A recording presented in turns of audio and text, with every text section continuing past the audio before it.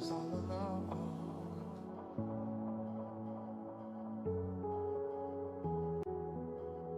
And you showed up under my umbrella.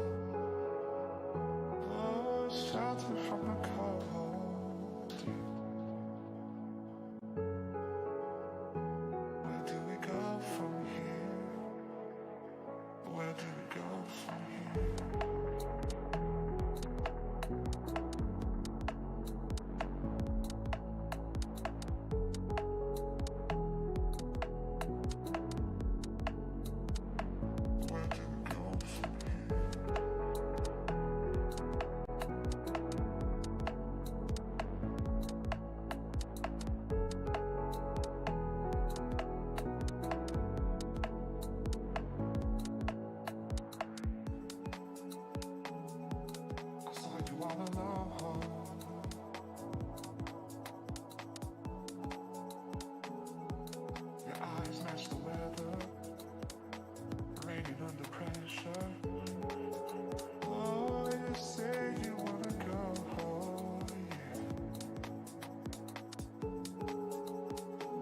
Let's get away from here.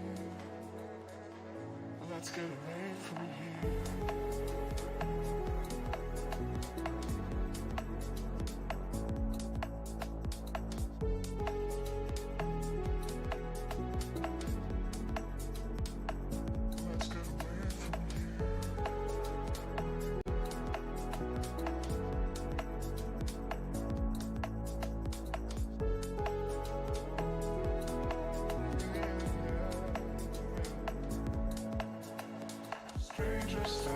Lost in time with one another.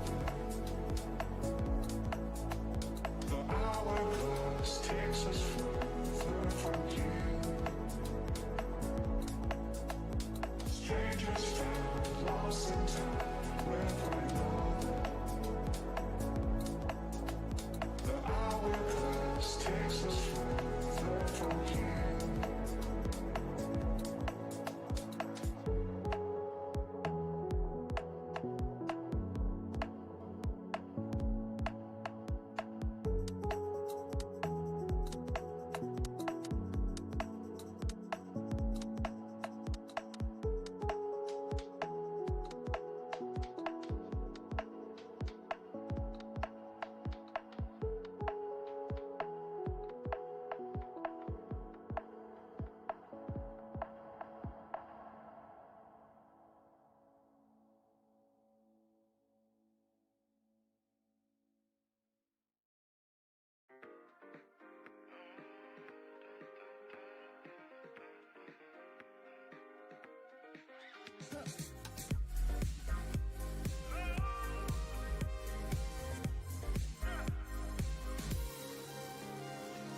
She found a way into my heart.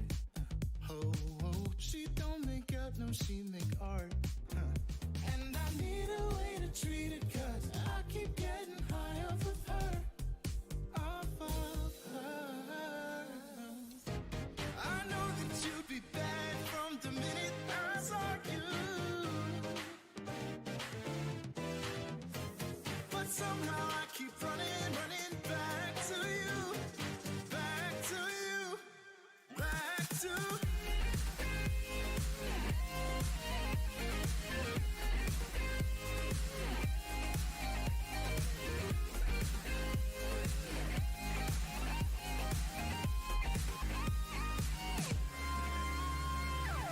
long nights can get me feeling lonely.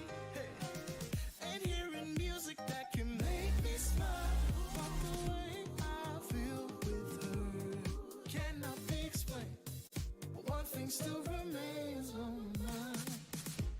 I know that you'd be bad from the minute I saw you. But somehow I keep running back to you. Back to you.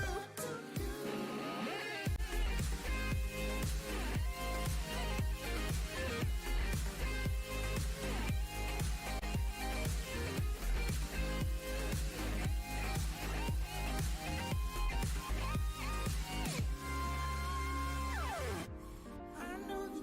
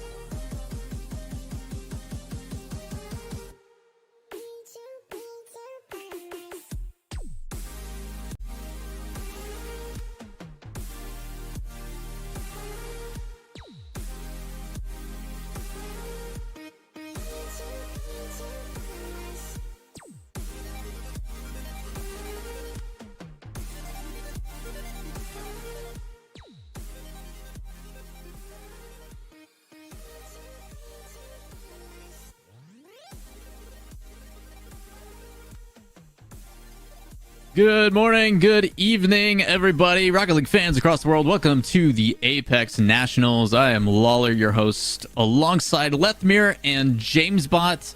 Chapsticked up, ready to go. We had some fun, obviously. Can you see him listening? Yeah, dude, it's pearly, dude. Jokes aside, everybody, welcome to day 2 of the Apex Nationals presented by FIFAe. We've got a lot of excitement for you guys today. But before we get into that, just general vibes. How we all feeling today? Let's start with Lethamyr. How you sleep? Good night? You doing okay? Yeah, I put on some white noise. You know, I had to get ready, had to get some extra sleep today. But I mean, we started a little bit later, so I got some extra time to rest. Yesterday was insane, though. I mean, good vibes just going off of yesterday. I was telling James that I had a little bit of FOMO on Group B because I heard that Nobu and Crespo were going insane. So I'm excited to see how they play today. And we got some good matchups. Nice. Don't want to get too far of ourselves just yet. James, obviously, vibes immaculate as always. You know, we talked about tuning into the broadcast off camera a little bit, and there was you guys had some fun over there. I was hoping you were too busy to tune in. Honestly, never. we had felt like we had a play-by-play in the chat from people where they were saying like there were sandwiches flying around. I don't know what was going on. Dude, I looked to my left because I had it on a preview, and I just see Leaf taking a sandwich on like broadcast software, going like this into your face and like feeding you. I'm like, what is happening? The sandwich. Well, we kind of got there through Rocket League. We were talking about double taps and how I love doubles and all that, and then we started talking about the double down, which was a sandwich that came out with 2 pieces of fried chicken and bacon in the middle with cheese and barbecue sauce. And, you know, needless to say, it kind of felt like we were kids with our hands caught in the cookie jar when you found out that we were not working the way we should have been. But, you know, we're here today. We're ready. It's all good. Have a little bit of fun, man. It embodies the Apex. We're here to have a good time, and we hope you guys are having fun with us. We appreciate you guys all tuning in. We're live on 5 broadcast channels, whether you want to watch on Twitch, YouTube, or on the FIFAe Twitch channel as well. We appreciate you guys all tuning in. But we've got a great show for you guys ahead. Let's start talking about what we're doing today. You guys are just joining us. This is the format. This previous week, we had qualifiers. 8 creators from 8 different regions coming together to put on a 1v1 tournament to find their teammates. That then brings us to yesterday. We get into the group stage. 8 teams given a Western Hemisphere and an Eastern Hemisphere. Australia, we're just pairing you to the West because you guys are on an island in the middle of nowhere. Sorry, CJ. Not only did you have to play on high ping, you also had to wake up at 3 a.m. My apologies, buddy. With that being in mind, we then went through a double elimination bracket with our 2 groups, which now leaves us down to our top 4, 2 advancing from each group, which brings us to today. It is the Grand Finals Championship Sunday. We've got 2 best of 5s, the high seed versus the low seed from the opposing group, and then we're going to do the exact same thing. So Group A, number 1 seed versus Group 2, number 2 seed, and then the inverse of that shortly after, and then the Grand Finals with the best of 7. But what's different about today, Lethamyr, is we've got a list of bounties for these guys to complete.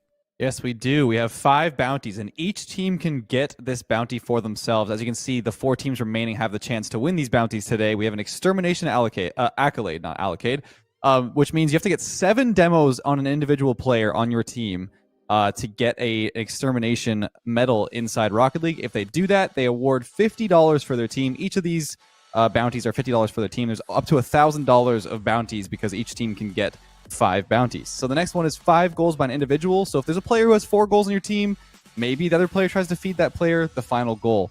There's a lot of things you can do with this, a lot of strategies. If you're low, if you're super high in points or score against another team, maybe this is the time to try and go for a psycho. Who knows? We got a bunch of cool different things they can go for. Some you might be able to do in tandem. For example, 5 goals by an individual might lead to a 1,000-point game. So the incentive is there to try and score as much as you can. Another one is triple flip reset.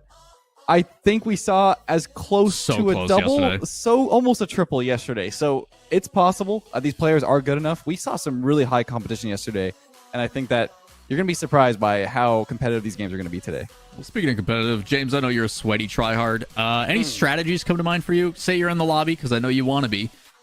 Which one are you going for? How are you completing it? Give me a strat. I feel like the extermination is probably the one I would target if I was like maybe a player who's on higher ping, not as likely to get that 5 goals. Like Crespo on Europe servers was struggling to get under 160 ping, so I might see him go for that. But Nubo, I saw him score 5 goals like 20 times yesterday. So, I think it depends on the team. But if you're Saudi Arabia, just pass the ball to Nubo, go for demos, and you'll probably complete all 5 of these bounties.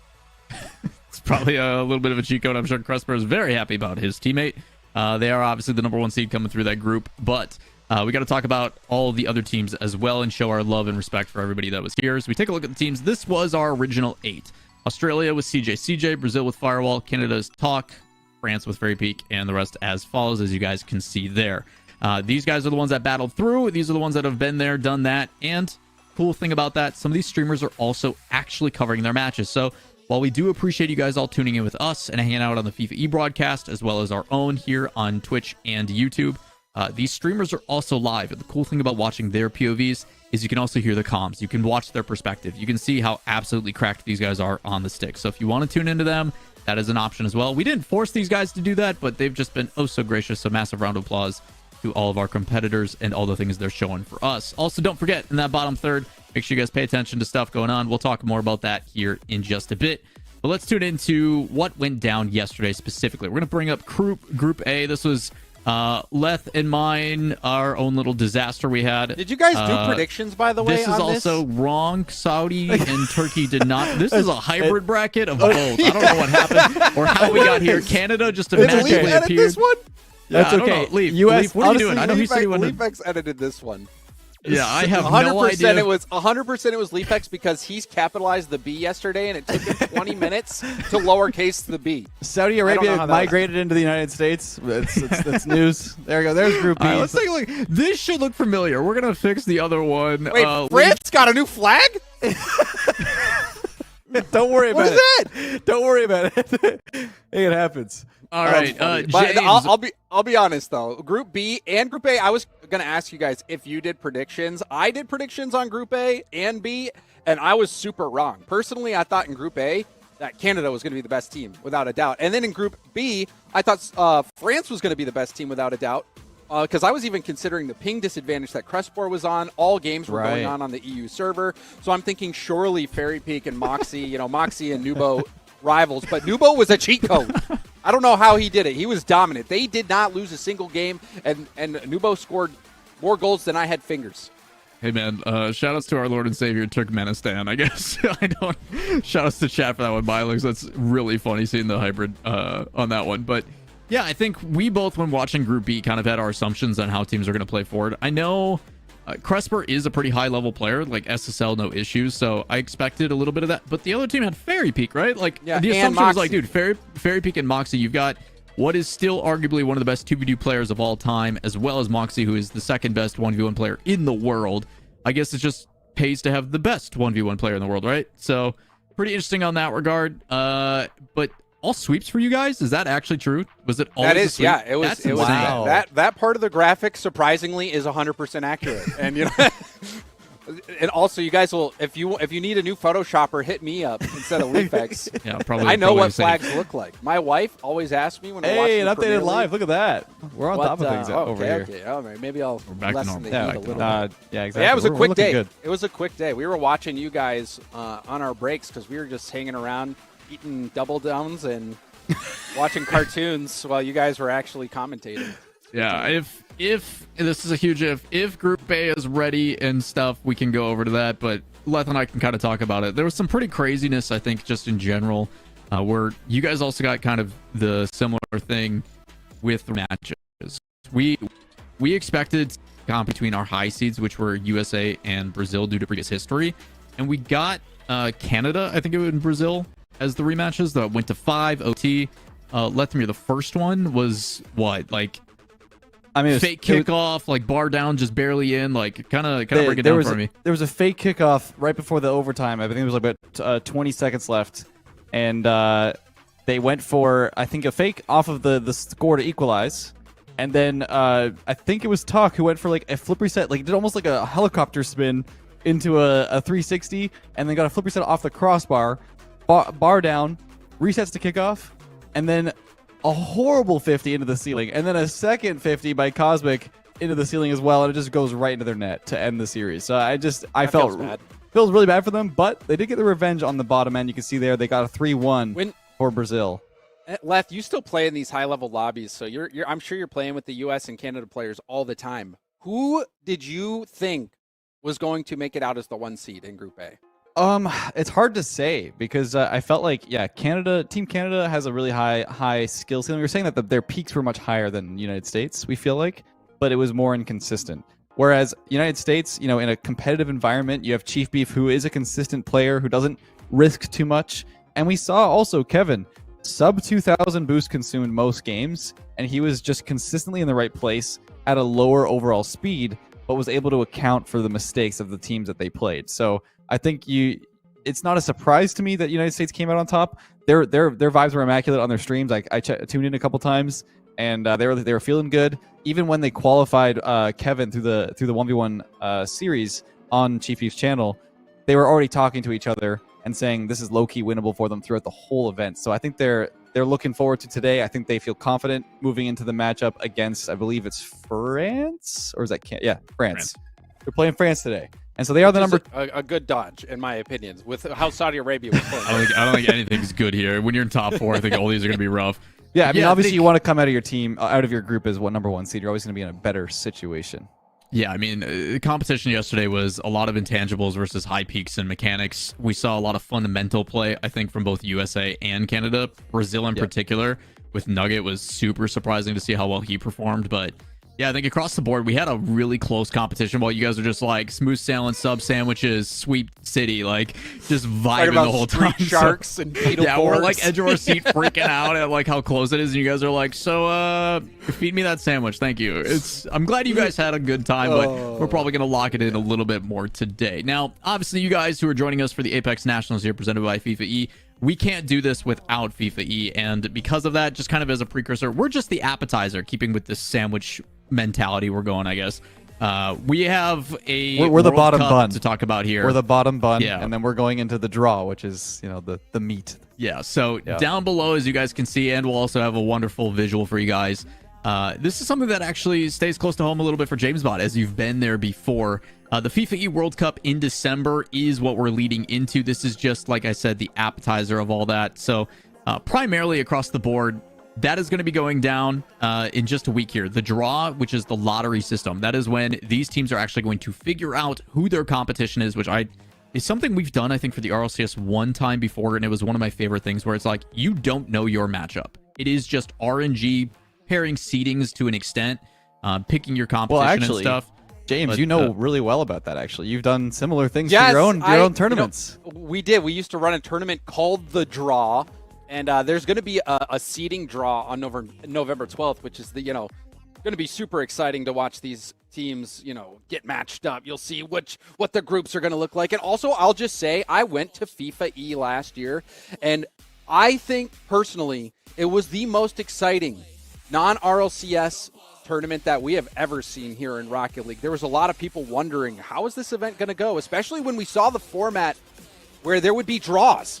You could have draws, and a lot of people were like, how the heck is that going to work? But what ended up happening was we saw some fantastic group stage matchups and results that were really surprising, that made you want to see the rematch, because there was business that was unsettled.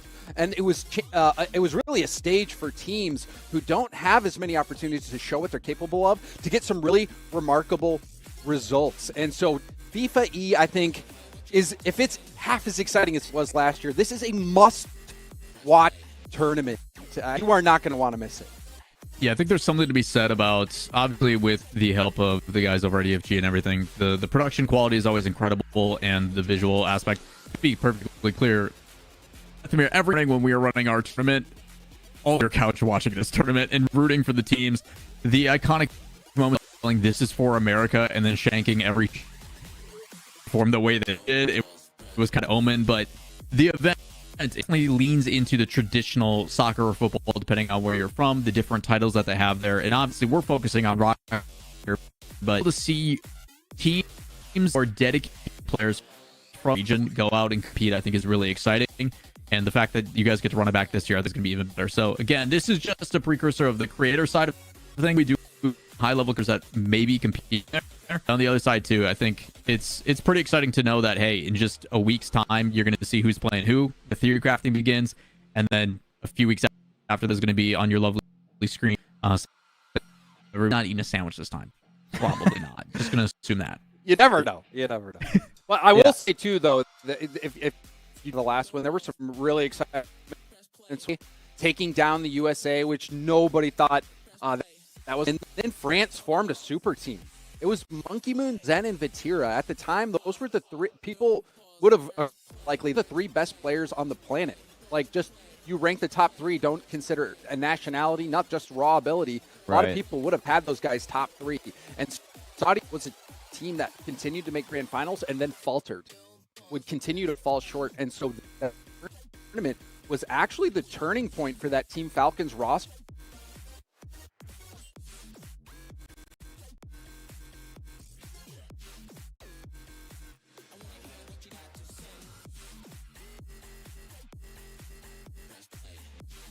James, we lost you. James is very excited. He's very excited as always. But again, the whole premises of it is this is, again, as a precursor to that. We understand, and this is just as a general thing that we talked about yesterday, we know that it's very difficult to do an online event, and we're thankful for the opportunity from FIFAe to do that. But because it is online and we are covering global, we have players from literally all over the world. We understand that there is going to be some ping differences. So in fairness to everybody, high seeds that earned their spot as the top seeds are going to get server advantage for a majority of the games. To balance that out, the deciding game will not be in their favor. So they do get 4 out of the 3 or 3 out of the 5 matches on their home server, but the decider match is going to be the opposite in the grand finals. So it does balance out in its own way. I will say, though, there was some talk behind the scenes with Canada and Saudi Arabia for the second match, and excitingly, they actually chose a middle ground. So we're going to be running on the EU servers. It's what it's all about, man. That's really cool. So they're all going to be running on EU servers the entire time because it's equal ping. They mutually agreed that that's probably the best for the competition, is just to have an equal sort of matchup ping-wise. So that's really cool to see that they agreed to that, rather than trying to just take advantages where they could get it.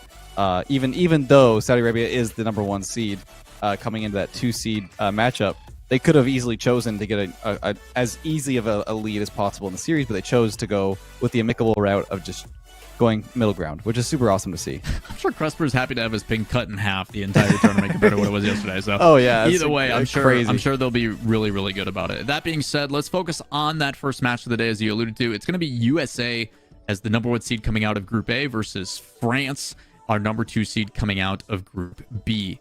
We talked about it and alluded to it just a little bit.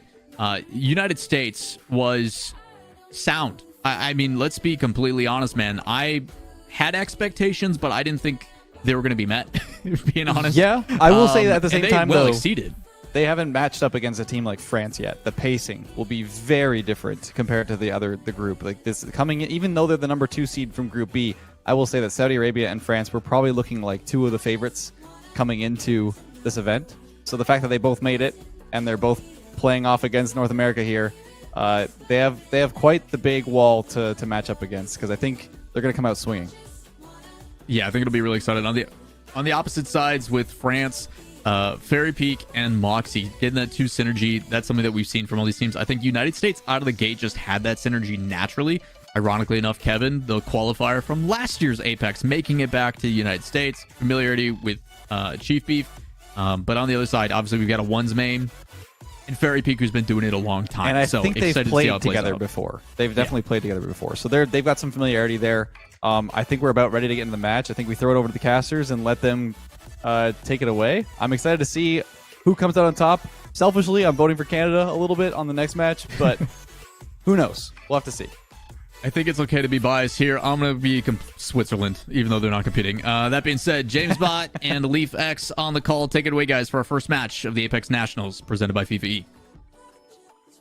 I am also a little bit biased towards Canada for some reason. Don't know why. But, James, I am not sure it's going to go well for them based off what we saw yesterday on the B stream. Saudi Arabia maybe looking like favorites coming into this one.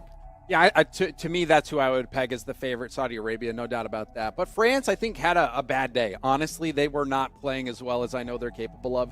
So I wouldn't be surprised to see France turn it around and be able to win this whole thing, especially because they are going to have server advantage. You're seeing for the USA or for the Saudi Arabia-Canada match, they agree to just play all of the games on the European servers. And so, I think France could still be that second pick. But Saudi Arabia, Nubo, he was a beast. He probably would have completed all 5 of the bounties yesterday had they been active. Yeah, no, I mean, across the board, I think that's probably going to be their game plan again today. Maybe they don't care about winning by that much anymore, especially because we don't know. I mean, Nubo might be there already, and winning a trip there isn't going to be as big a deal for those two players. So maybe they'll focus on the accolades a little bit more early in these matches, or maybe if they get a game win early on. But I do still have them as favorites. But you talked about France, and based off your predictions yesterday, I don't trust you anymore. I don't know if I really have that much faith in them anymore coming into the playoff bracket, especially considering how well we saw the United States play yesterday. I mean, I think Chief Beef is it. I think that's what it is. We're going to see him go pro soon. Yeah, I am excited to watch it. I do think the United States is an underdog here because you just look at the matchups, Moxie and Kevin. And I'm looking at it a lot through the 1v1 lens. Moxie, one of the best 1v1 players in the world. Kevin is a very good 1v1 player, a high-level 1v1 in North America, so he's up there, but Moxie has him edged out. And then I would also give Fairy Pig the slight edge over Chief Beef. But one thing that we learned, Leaf, is that this is a team game. Doesn't matter how good individually you are, you have to mesh well. Yeah. And Moxie and Fairy Peak were running into each other yesterday, scoring own goals on each other yesterday by mistake. So they were not on the same page, whereas talking with Leth and Lawler just a little bit ago, it seemed like United States had good vibes and good synergy. Yeah, well, and I to talking to your point of it being a team game, sure, there's a little bit more room to allow those solo mechanics to come out. You really have to play to the strengths of your teammate. Again, with Cresper playing back a little bit. We saw it again with Scotland against Turkey. I think Scotland did a great job, but United States, France on the board now, and it's Chief Beef and Kevin. This is what I'm talking about. This is the synergy, the kickoff strategy. You'll love to see it. This is, hey, I'm on board this team right now. I also know the vibes will be immaculate in those comps. These are two players that are definitely vibey players. Oh, yeah. Chief Beef, one of the most positive players out there. You watch his stream, you see him. He always likes to build his teammates up. Stays positive, stays motivated. Meanwhile, on the other side for France, I felt like yesterday, even though we didn't have the comms of France, it looked like the car language was deflated for Team France. Right. A couple times where, the classic controller drop where the car just stops moving. Usually that's a sign of frustration. Yeah, I mean, I don't think this is this isn't Grand Finals RLCS where we're going to... That's just in. That's just in. Kevin, hey, we talked about yesterday those extra touches at the end of an air dribble. It wasn't even necessary here. He was just so far ahead of the play of Fairy Peak. Yeah, Fairy Peak, I think, was reading, flip, reset. Kevin saw Fairy Peak jump early, and that's when you have him dead to rights. Kevin knew that, okay, well, if you're up early, extra poke here, that'll be enough to get it around you. Great read from Kevin, who's also sporting the USA flag as an antenna, and then you have Chief Beef rocking the USA decal. I love this. I'm not surprised, to be honest. Wow, what a save. Hey, 2-goal lead and holding off defense. We wondered yesterday where we're going to see a good play from Fairy Peak, but I feel like in general Fairy Peak was the quieter one overall. Yeah, but Fairy Peak having his voice heard here, spotting that clear attempt, shutting it down, getting an easy one back for France. That's a good stabilizing goal. France was shut out multiple times by Saudi Arabia yesterday, and now we see a kickoff goal coming out for Team France. So in a heartbeat, Team France has tied it up. Yeah, I was going to say that's the epitome of a commentator's curse. We talk of the United States and downplay France's play yesterday in Group B, but answer back real quick. And just like ones, those kickoffs can turn around real fast. Now, did you just say epitome instead of epitome? Epitome, I did. Why would you do that? I waited which word I should say. I thought you were going to say the epitome of hyperbole or something. The drive it home. I didn't, James, and this is the mistake I have to live with. North America is faltering because of you. You see France gets the go-ahead goal. Pinch 50, goes up. Chief Beef is doing everything he can to get there in time, but late on the challenge. And despite having a 2-goal lead right off the rip, looked like the United States might be off to a Game 1 win. Team France has turned it around, and now we'll have another chance here off kickoff. Solo play opportunity for Moxie. Yeah, flip reset. Loses control, goes for the bump, and that's on the goal line. Very Peak will finish it off. Really good stuff from Moxie. Moxie gets the flip reset, threatens the bump. Looks like he maybe even got a piece of Chief Beef. But regardless, made it so awkward for the United States defense that it resulted in an easy rebound goal. And Team France keep it going. They're spreading the goals out. So both players with 2 goals. Remember, one of the bounties is a single player scoring 5. So you got to keep those bounties in mind. I mean, at this point, maybe aim if you're looking for that bounty. Aim for Fairy Peak. Moxie's been good at setting it up here, but they still got to watch their defense. Kevin answers back with a third. Great shot from Kevin here. Moxie actually had a lot of boost. I'm kind of surprised that this shot beat him. He was thinking far side. Yeah, maybe, but Moxie had a lot of boost, had some time there. Kevin picking that spot nicely. Another chance for Kevin. Gets a 50. Oh my goodness! Fairy Peak actually. Fairy Peak would have hit that in his own net, but it hit off Kevin, who was still in the play. Yeah, that would have been a second goal line problem that France had in 2 days. I gotta watch. Good flick here off the backboard. Kevin was waiting. Pop it, chip it off the bar. That'll be a push away for France. No equalizer for United States. United States coming so close to tying it up, so we officially hit the halfway point of game number 1. United States started out hot. France came roaring back. Now France have another opportunity. Moxie just trying to make things awkward for the defense. United States low on boost as well. Fairy Peak steals the corner, dodges the bump. Trying to play keep away. You can see him driving circles around the defense. It was kind of working. Moxie almost had a chance. They've got the boost as well, so they should be able to stay on offense. Unless Kevin can get a good 50 here.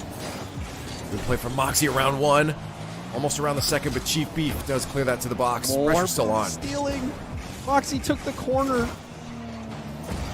France are feasting on boost. Meanwhile, United States fighting for scraps, and eventually they get taken out. France beating down a United States team that just could not get any boost. Man, I'm forgetting about any of those problems they had on the goal line before. A shot like that from Fairy Peak. Ceiling and reset. He knew his opportunity to strike. They've been boost starving them for so long, but a turnaround here. They're going to look for 50 into the net. Moxie helps it out. I don't know. Moxie has to be trolling. Moxie's, I mean, he's going for 50. He's trying to deny the dish. He's trying to get there in time. But it was not in time. Oh, there's a great kickoff here. The bounce is not the best. And the shot is going to go wide. France doing well off kickoff. Couldn't convert after that demo. United States been hanging on in this game, though, Leaf. They are showing some great resilience here. They are. And I want to say, especially with that boost starving that was going on before, the fact they held on that long was impressive. Yeah, it's no small feat to be able to keep that ball out when you've got 12 boosts here and there. They're going to have to make sure they don't get in that position again. Right now, both players from the United States boosted up, ready to attack. Flip reset from Kevin. Shut down. Chief Beef will try to play this safely back to the corner. See him being jostled there. Contested ball. Chief Beef again tries to pop it up and takes it into an air dribble. Nicely shut down by Moxie. That was on the defensive half from United States to buy some space. They're only a goal down, but there is only 40 seconds left. And another demo on the defensive half here. United States, I don't think they're looking for extermination right now. It's strictly just to get them that space they need to get that equalizing 5th goal. Chief Beef takes this one out. Kevin beats around Fairy Peak. Gets boosted up as well. Chief Beef is waiting in the middle. It's a wide open net.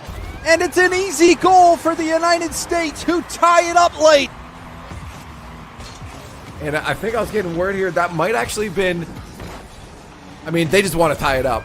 But I think Kevin is only one goal off for that bounty. Kevin got 1,000 points. Kevin is at 1,057. So Kevin has completed the 1,000 point bounty. Might be able to complete a second bounty. They might looking for here a demo on the goal line outside the box.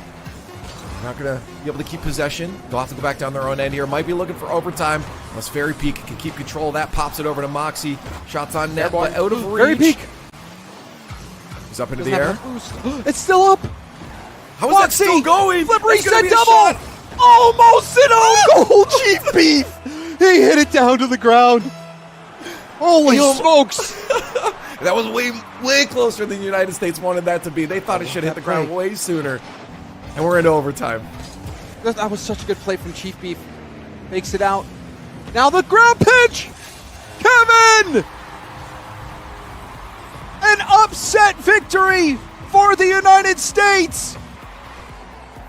Kevin, beautiful ground pinch, 6-5 overtime. And that is, I believe then, 2 bounties if he hit the 1,000 points. He did plus the 5 goals and 1,000 points for Kevin. That's 2 bounties claimed in a single game. That was grit and determination for the United States.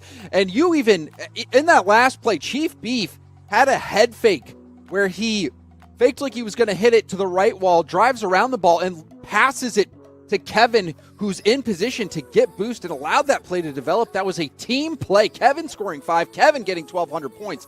But it was a great setup by Chief Beef and a testimony to the fact that Rocket League 2's, it's a team game. It doesn't matter how individually excellent you are. You need to have that solid duo that is backing you up. Chief Beef clutching up in that play, setting up the opportunity, and an insane win for the United States. And these first 2 matches are best of 5s, Leaf. Only the grand finals is best of 7. Another win here, and they're on match point. That's 2 bounties. Not only is it 2 bounties, that was a win over France. To get that and be able to focus on getting a win, because it's so easy to get lost in the minutia of trying to get that 5th goal, trying for Chief Beef to feed that ball out to Kevin to get the goal, that they could throw a game. But when it's that close, the fact that they clutched up a win in addition to 2 of those bounties was huge. And maybe they're just happy now and they get relaxed and we see it turn the other way. But I don't know, man. I don't think they're letting up. I said it at the beginning today. I don't know if I believe in France going to a grand finals being a guaranteed thing. Well, this is what I was talking about. You know, we were talking about how individually, talent level wise, France has to be the favorite, but it just doesn't seem like the team synergy is there for France. Meanwhile, the U.S., the passing plays are coming out. The confidence is there. The results are there. The bounties are coming in. Everything's going right for the USA. France will have to have an answer back. And now I do also want to mention the possibility, I believe, that we're on the USC servers right now. So maybe that's the difference. Maybe that's why we've seen Moxie with a couple odd decisions. You know, that 50 into the own net. Maybe that changes when it switches over. Or maybe it's just United States pressuring France way more than France had expected. That's a good shout. Server advantage for the first 2 games, and then it switches to Europe. And then game 5 is actually going to be US East. So, Kevin getting caught out. Big flick from Moxie. This was a well-timed flick. Did you watch this isolation play here? Moxie, little wave dash, catches it, and an immediate flick. Fast. Kevin was not expecting the instantaneous flick. Yeah, well, that's the problem. You do not want to end up in a situation where you're in that 1v1 with Moxie, because 9 times out of 10, you're probably losing that situation. And that's where that team element comes in. You want to be working together to make sure you're not isolated against Moxie, and Fairy Peak as well. Kevin has scored off his back wall already. Does get a little poke around, but you can see Fairy Peak taking the space. Solo play. Catches it into a dribble. Doesn't get the flick that he was hoping for. So Fairy could have easily taken that ground to air and done some damage, but precision not there. Kevin, late flick. And for a double pass out to the middle, and Moxie will get it around Chief Beef. Kevin rotating back. The pass comes out, and Fairy Peak bailed off the play. Wonder if he expected that pass to be intercepted, so he just pulled back to go to defense, but the touch wasn't there. They lose the opportunity. Stay tied. 1-1. Tied in. Stay Game number tied. 2. They take tied. The epitome of Rocket League. Oh, Louis. Come on. This is Rocket League. I'm just going to talk about your predictions yesterday. You had some pretty good predictions yesterday. Like, they're going to score a goal. Goals will be scored. Like, it's tough to argue that, Leaf. Yeah, take what you can get. France looking to get someone to intercept by Chief Beef. Can't get the 50 he wants, and Kevin plays it real safe here, expecting potential loss on that 50. Great flip reset 50 himself, though. He steals that one away and keeps it at the midline.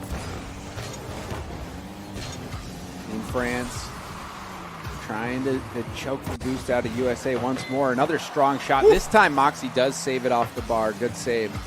Fairy Peak.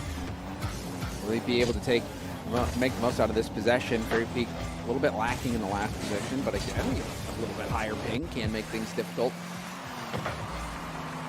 I think the United States need to do is play the way they're playing before. If they start overthinking, saying it's possible, you can start to get in your own head and lose that gusto you had. France capitalizing on a gap in the defense. And now Fairy Peak this time. He saw Kevin missed a touch before. This time he does not respect 50. Dives straight in, and it was the right call. Fairy Peak able to blast that one in. A fake kickoff read perfectly by Moxie. Sorry, Team USA. Not this time. Moxie's seen 1.5 million kickoffs. It's hard to pull one over on him. But we did see France take the lead in game number 1. The United States pull it back, so it's not over yet. Another kickoff on the docket might go in the favor of France again. Moxie can't get to it in time, and Kevin 50's out away. Chief Beef with full boost. Can't beat out Fairy Peak. Oh, Kevin was a little slow to the ball. This one's going to bounce. Chief Beef has only a single small pad and does well to get it to the corner. A really awkward position to be in as a defender. Chief Beef handling the pressure nicely, but this is a good setup for Moxie, rolling up the sidewall. Off the ceiling. All bouncing. Ground pinch. Didn't land. Still an awkward ball for the United States to deal with. Thankfully for them, it went over the net, but that's miss. in front. Yeah, that's huge for France. They're going to easily slot that one away. This was another situation. Chief Beef, I think, actually back-flipping off the sidewall instead of forward-flipping, so that was a mistake. But also, it's going to be challenging when you are on such limited boost. Now, we've seen multiple times the effective boost-stealing strategy for Team France. They get Team USA isolated on the goal line, isolated on the backboard, and perfectly time those boost steals in the corners to make sure that Team USA just has nothing to deal with. To work with. Oh, Moxie he just could not get the demo on. You see the sparks flying on the backside of Moxie there. Kevin just couldn't take him out. Chief Beef thrown over the top of him. And this is a bounty alert right now. We have 808 points for Moxie. He also has 4 goals. So Moxie might be able to complete the 1,000-point bounty and the 5-goal bounty, possibly in this game. Something to keep your eye on. Be a chance to complete it right here. Flip reset shut down nicely by Chief B. Big thing for Moxie is maybe play defensively, get those saves, let the ball get a little bit closer to your net than you want. Or just take a couple of pot shots at the net and get those shots even if it doesn't go in. Because you got the lead, 4 goals up. You don't need any more. Points will be hit. 50 almost into the net of France. Moxie out of boost. Kevin full tank. Will use it up. Touch the ball forward. Goes for a bump, but it's challenged over the top by Fairy Peak. Good stuff. Moxie though needs help. Fairy Peak rushing back. Fairy Peak all over the pitch right now, playing really well for Team France. Yeah, I mean, even if the United States was looking for potentially some bounties at this point, which I don't even think they're doing, they're really going to have to think about how this game went, because this is a drastic difference from game number 1. 4-goal deficit they ended up with, and I'm wondering if this is France, especially even on the server that favored the United States, if France has kind of figured out what they need to have in their toolbox to beat United States. And I actually think that Moxie lets this goal in on purpose. I think he lets this goal in just lets it go in because he knows that he's going to be able to get a kickoff opportunity to complete the bounty and get the 5th goal. Let's see what the plan is. Oh! Straight in. No, that would have been it! That would have been the bounty. That would have been both bounties, I'm pretty sure. There's Such no a way that close didn't get goal. in. Oh my goodness, Moxie 900. Oh, he did. He needed one more, and that would have been one more right. goal. Is it in a private lobby? Is it 100 points for a goal? Oh, that's true if it changes. I forget the because I know they had the different. I don't know. I should know this, but I don't. But regardless, I still think that would have been it. France so close to getting those bounties completed. Kevin did complete both those bounties in game 1. Also, a little bit of a reminder on the rules, how this tournament works. The Apex Nationals, presented by FIFAe, is a global tournament, a global competition, which makes it a challenge on how you're going to handle the different regions and the different servers. So there are 2 different regions that players will be playing on. The first 2 games were on the U.S. East servers, which is a big advantage for the United States. They did pull a game win on that. For Europe, or for France, the next 2 games now will be on the European servers. They snagged a win on U.S. East, so the next 2 games will be on European servers. This is their chance to close this series out, because if it does go to game 5, server advantage will be back in favor of the United States. Yeah, and the fact that they lost that drastically on a server advantage, I thought this is the chance. The fact that it was close and then they lost might be a bad sign for the United States. Hey, maybe they could do what Saudi Arabia does and play just fine on really high ping, but that probably, especially in those tight 50-50s we saw happening quite often, might start to be a bit problematic for the United States, and this could be the downturn. We're tied up 1-1. Whoever wins this next game is going to be on match point, and the fact of the matter is they're both going to be on European servers. So if the United States gives away this next game, that could spell disaster for the rest of the series and this tournament for them. Yeah, and I think this is where France closes things out. You could really see, the first game, they let their foot off the gas a few times, let the United States linger in that game. USA stayed locked in the whole time, ended up pulling out that upset. Team France almost even won at 0 seconds in that first game. I think game 2, much better from Team France. Moxie almost completing those bounties. So I think this is where we might see the real weight of France come out. They're going to show us what they're made of in this next game. It's been a big step up for Fairy Peak and communication as well. I mean, you mentioned yesterday what we saw from France. It was a little bit sloppy a few times here and there, but today looked a lot cleaner. Moxie a little bit off at the beginning, but I think he's found his footing, he's found his ground, and what he needs to do. And it really has just kind of been almost a Nubo Cresper situation where we've seen Fairy Peak's there to support, but it's been Moxie really driving a lot of those long pushes downfield towards the net. So if they can continue that up, they should be good. And a reminder, too, a lot to play for in this event. Not only the prize money, not only the bounties, but the winners will get a free trip to the FIFA World Cup going on December 15th through 19th in Riyadh, Saudi Arabia. A lot on the line. Players wanting to witness history in Rocket League by claiming a trip there to see for themselves how great of a tournament this is. I was there last year, Leaf. We saw Saudi Arabia finally get a huge Grand Finals win, a major title, and that was the beginning of their historic arc. So it's something you'll want to go to if you can get there. Well, game number 2, an important one, in my opinion, for the United States.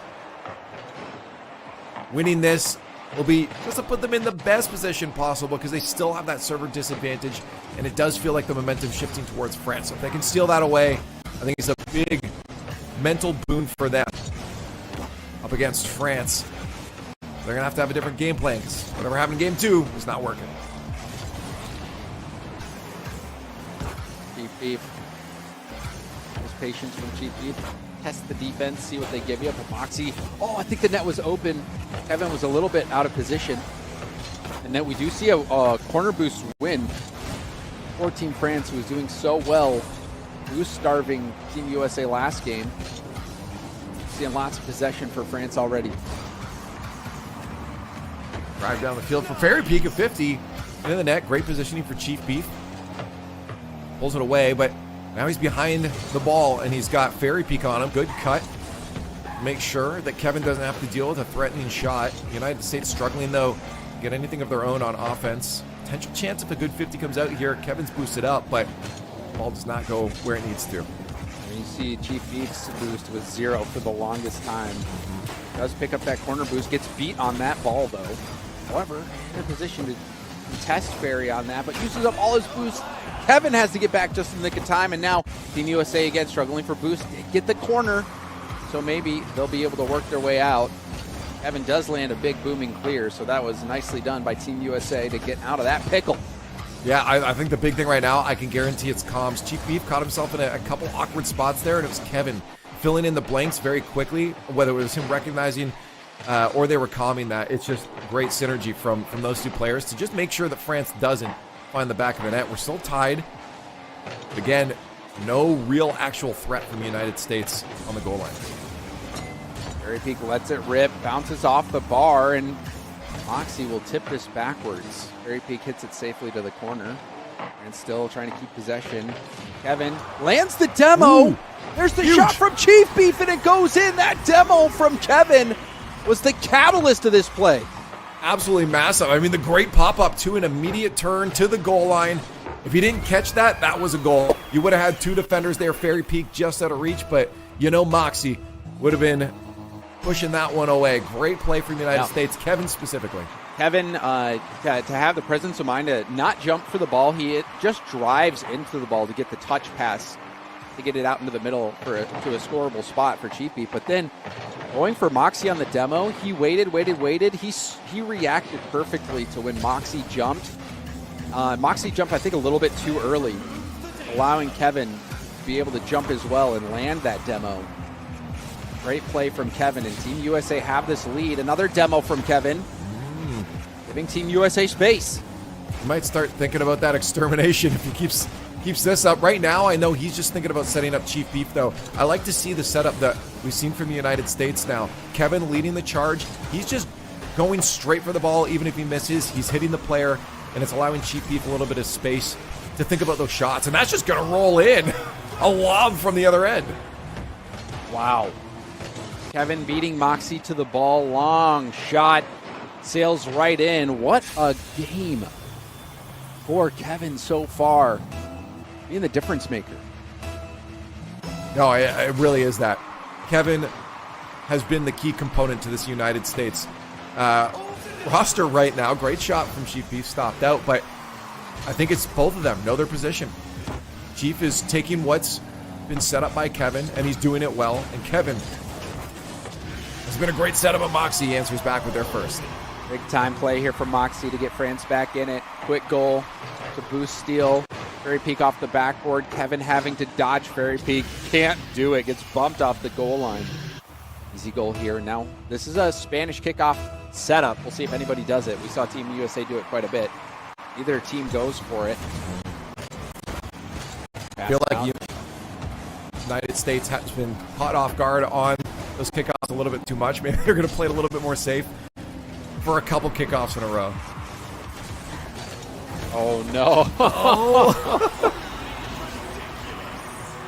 Tough break here for the U.S. Moxie pressing, gets the reset, uses it late. Chief Beef didn't really know what to do because Moxie's car was in the way. The ball was in an awkward spot. Wasn't a super readable situation, and Chief Beef let that ball leak out into the middle.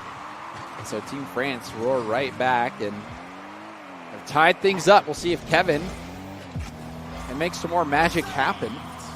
Kevin has been that MVP player for Team USA. Open that should be a goal, though.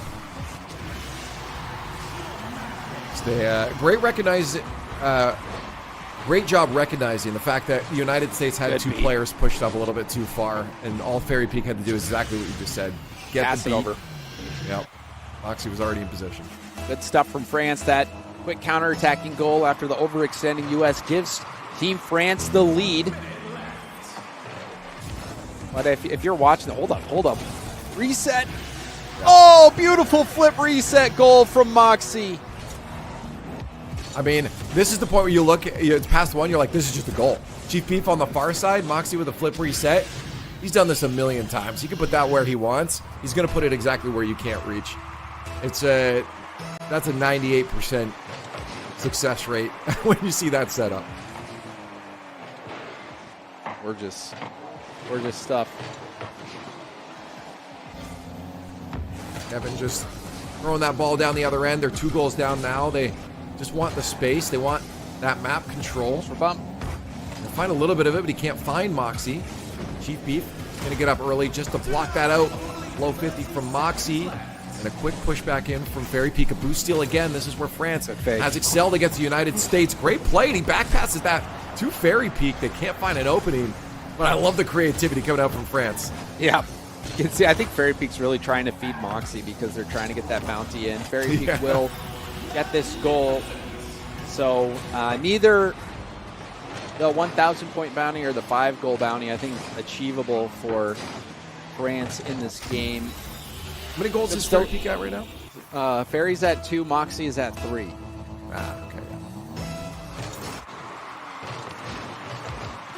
But still, this is a statement game here for France. Another slow start, though. I think that has kind of been a recurring theme for this Team France squad. They've had a few slow starts, even in this series. If you're yesterday as well, but even in this series, that first game, slow start, had to bounce back from being at a deficit. They ended up losing that game. Even in this game, they were down originally and then had to bounce back again. And they ended up making it work just fine. But I think if you're maybe risking your channel points on these series, you're hoping that Team France really shows what I think their level of play can be. So yeah. Still not as pristine as you know they're capable of, but they're getting the job done. They're getting some wins, and it looks like they're going to be in the clear if they can get one more game win lead. I feel like they're as you just said, hitting their stride. I came in saying the United States has an opportunity to win this based off what we saw from France yesterday. Just because you have 2 good players doesn't necessarily mean they'll always connect. But it looks like today a lot of those mistakes have been cleaned up. It's, as you said, not peak, what we know from both of these players, but it's definitely a much more structured and patient game. As you mentioned, too, they start slow. They start to find their footing near the end of it. The United States, though, has been keeping up. They've been keeping that pace. Kevin, overall, has had a phenomenal performance. Chief Beef knows exactly what he needs to do after Kevin sets him up. If they can keep that going up, they might get a couple more surprise goals. But that might not be a game plan that wins them out the entire Apex in the long run. Yeah, we're about to find out. This is where they have to make their stand. The United States on the brink of elimination versus Team France on European servers on Utopia. Can United States get it done? Yeah, I was really hoping that next game, or the game we just saw, was a win for the United States, just to keep this close and keep the series together, because winning one with a ping difference like that would have been great, but a good start for the United States, but that doesn't spell any kind of guaranteed victory as we've seen. Kevin has had some pop-off moments that time, getting the challenge, setting him up for a shot immediately after so well. Chief Beef winning the race to the corner boost, but Fairy Peak does get the hit downfield and is able to grab the mid boost. Good stuff. Chief Beef dodging the aggression. And Kevin winning that 50 is against Moxie as well. This time doesn't even need to get a follow-up touch. The challenge just goes straight past him. I think the thing is that Moxie is not looking for Kevin. The ball's in the air, and I feel like he's just going for that 50 off Chief Beef. Seeing Chief lose a bit of control, he just misses out on Kevin's approach. I don't think he was expecting Kevin to be there. And what is kickoff goal for the United States. That was it, Chief Beef. Yeah, that's the nightmare. I mean, when you're cheating on a kickoff, the worst thing that can happen is that, where the ball gets elevated in the air and goes slightly backwards. There's nothing you can do. It's just nothing you can do. Fairy Peak will get a kickoff goal here. Good recovery by Fairy Peak to drive around the ball to get back to it. And also a key thing he did there as well was get between Kevin and the ball. So if Kevin bumped into it. Exactly. He'll pool shot it in. Yep. Yeah, I would have tried to side flip that one in and just hit the post. That's why we are commentating in the booth and not out there on the pitch. That's true. That's a shot to the top. Moxie clears that one down the other end of the field, and a great counterattack. Devastating there. Chief Beef rips what he thinks is a good shot. Squishy save, which also doubles as a pass. Immediate counterattack. Fairy Peak getting a goal back. So despite France continually finding themselves in the gutter at the beginning of these games, they find a way to crawl back out. A little pop there, but it's not enough speed. Moxie can control that, but Kevin just stays on it. Did he 50 this one right off Moxie here? Well, Moxie did not get the hit he was looking for. Moxie right, yeah. kind of botched the hit to the side, all to the corner. Team USA taking advantage of that. Really hoping to keep their chances alive at booking a trip to Rio. What a bump! Look at this bump! Did you see that, Leaf? I actually did not. I looked away for 1 second. I'm not going to lie. Watch this. Bing! See you later. That's a tilter. That is for sure. Only a 1-goal difference now, and I would not be surprised if we get another kickoff goal. From what we see before, Moxie can turn on this. There it is. How did you know, Top Leaf? Corner. It's because I'm an A analyst. crystal ball. A prediction that actually was impressive. Thanks. Moxie Retiring. barely any boost. Kevin also running on fumes. Couldn't get there in time, and France has officially tied it up. We've got 8 goals in this game, in Game 4. We're only a minute and 15 seconds in. This is a high-scoring affair. Moxie and Fairy both at 2 goals apiece, though. Moxie sitting at 500 points. So this is now a point where you also want to consider the bounties for France. And a great play here by Chief Beef. Watch how Chief Beef blocks the approach to the ball. He gets this ball up, and then he jumps in front of where Moxie would need to go in order to get a contest on that shot.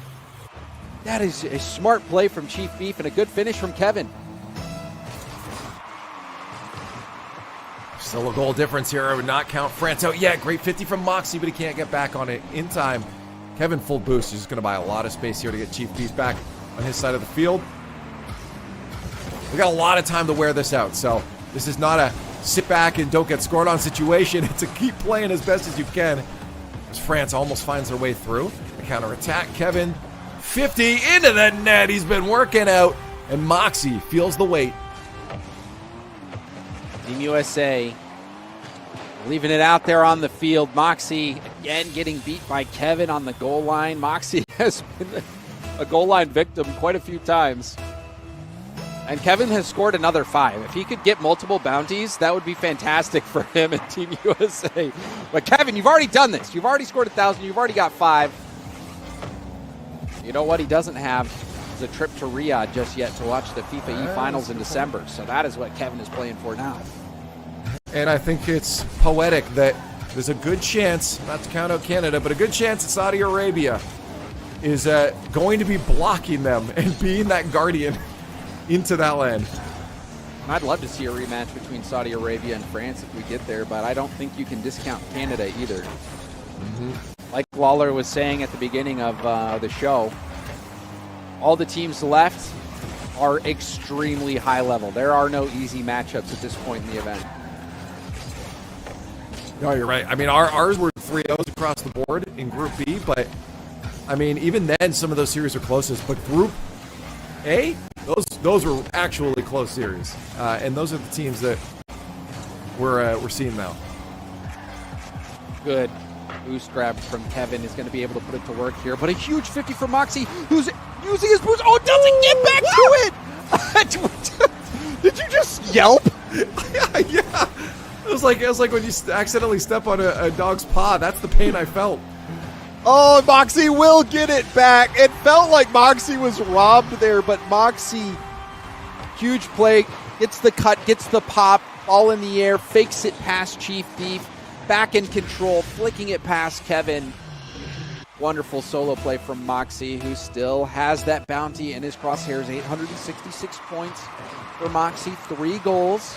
Just needs 2 more, and that would also put him very close to completing a 1,000-point bounty as well. That could have been a potential goal for France. Chief Beef getting that lucky bump back to his own end to be able to defend it. And now United States on the offensive, albeit only for a brief moment. Very Peak launched the goal, or launched the shot on goal. It is saved off the bar. Boost grabbed by Moxie. Potentially solo play opportunity here for Fairy Peak. Pokes it by 1. Chief Beef has to stretch for it. Low boost for Chief Beef. Pass into the middle. Fairy Peak will go for the ceiling. Passes it back, but somehow Kevin is able to get the read and the demo, leaving Fairy Peak last one up. Flip reset for Chief Beef. Goes for the bump underneath. Fairy Peak clears it over top of him. The United States, 30 seconds is approaching, and they're up by 1 goal. We'll have to bring this one potentially into overtime here. United States is going to be starting to sweat. Oh, he got too far behind it. The ball was going too fast. Fairy Peak couldn't get out ahead of it for the bump. Moxie now trying to get to the mid boost, but it's denied by Kevin, who hits it to the opposite side. Fairy Peak might be able to control it. Fairy Peak gets beat to the ball by Chief Beef. Moxie 50 by Chief Beef. This could be game. Moxie around 1. It's a demo play potentially. Fairy Peak doesn't go for the demo though. Chief Beef just gets enough, and Kevin to the side, onto the ground. It's still in the air. Moxie keeps it alive. 1 goal. They can't get in the other end. And France gives a game away to the United States as we head into game number 5. I cannot believe, I thought at that last play it was an opportunity for Fairy Peak to go lead blocker. Moxie again almost getting that 1,000 point game, but that last play, I swear, Fairy Peak had enough time, Moxie had enough space to slow down the play enough to let Fairy Peak get out ahead of the ball and go for a bump or a demo. And, you know, I don't know. I don't know what the comms were. I don't know what the play call was, but it felt like Team France were right there.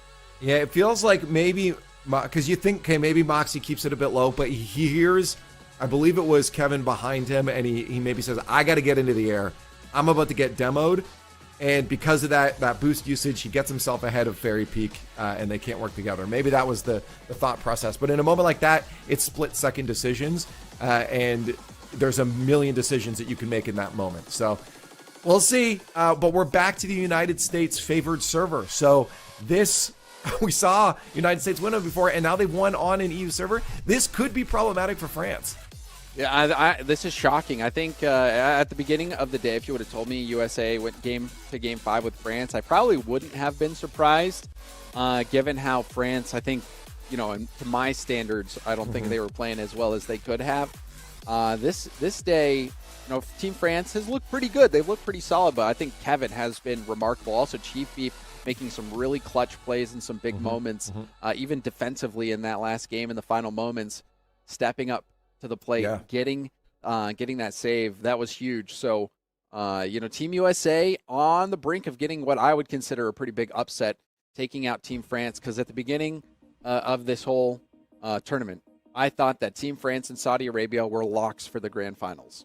Yeah, I think, just back to what you said about the United States, I think Kevin's been the standout player. I think Chief Beef, though, has such a super solid foundation that Kevin's been able to make these plays solo, get the ball upfield, trusting that Chief Beef is going to be able to be there. And that's a big thing, especially in twos, is that trust. Knowing that your teammate has your back. If you need to get back to defense, they're there just to buy that little extra time. And Chief Beef done a great job, but Kevin, leading that charge. And if he can stay on it and not start to second guess anything here, we could see United States take this series and go to the grand finals. But this is where that experience might come out for France. You know, Chief Beef is going to get a little bit nervous in a situation like this. When he's got a chance to go to the grand finals, that lack of experience, it might start to hit you. I just noticed something as well. I'm sitting here looking at the scoreboard in the pregame lobby, and the USA is so committed, so locked in. Not only do they have the antenna, the decal, they are in a club That is Are they USA. really? They're in the USA club. So it's like That's so good. They have bought in. That doesn't The United surprise me, States, yeah. they are leaving it all out there on the field. And it's Here's all the thing. coming down to this final game. Champions Field, the decider to see who will have a chance at moving on. And Chief Beef off the kickoff scores first yet again for the United States. I am going to go back.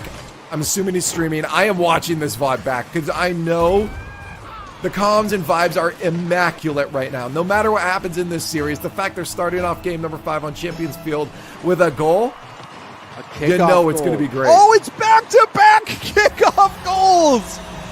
It's a fighting match where the two heavyweights they touch gloves and then immediately start landing blows without bothering to block. Haymaker after haymaker to see who will be able to stand. What a start to the game, Leaf. I like it. It's basically like we deleted 10 seconds off our total timer. An equalizer quickly found by France after United States opening goal. Kevin finds it over one. Oh, this He should can't be a get there in goal. time. Yeah, you're right. That should be in. Moxie's still upfield. And the rest of the United States nowhere to be found. That was a tough situation to be in for Chief Beef. Felt like he had to go, but was not going to be able to beat Fairy Peak to that ball. Even if he does turn back, probably wouldn't have been able to even get back in time to defend the shot.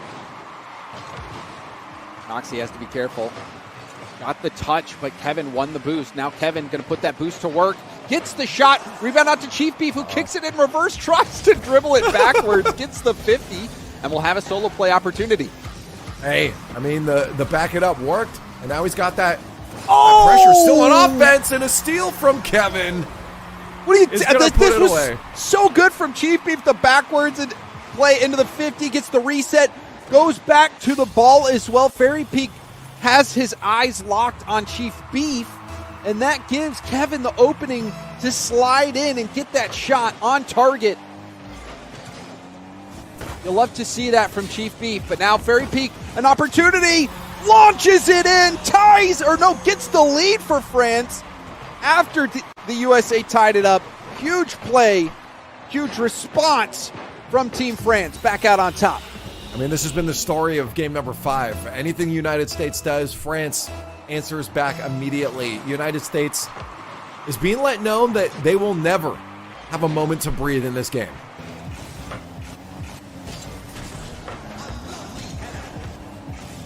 It's a good touch off the back to Moxie, who can move it upfield. He's going to solo as much as possible, but a great touch from Beef. Sends that one flying. Kevin keeps the pressure up. Beef looking for a demo, and that's just going to roll to the net on the goal line.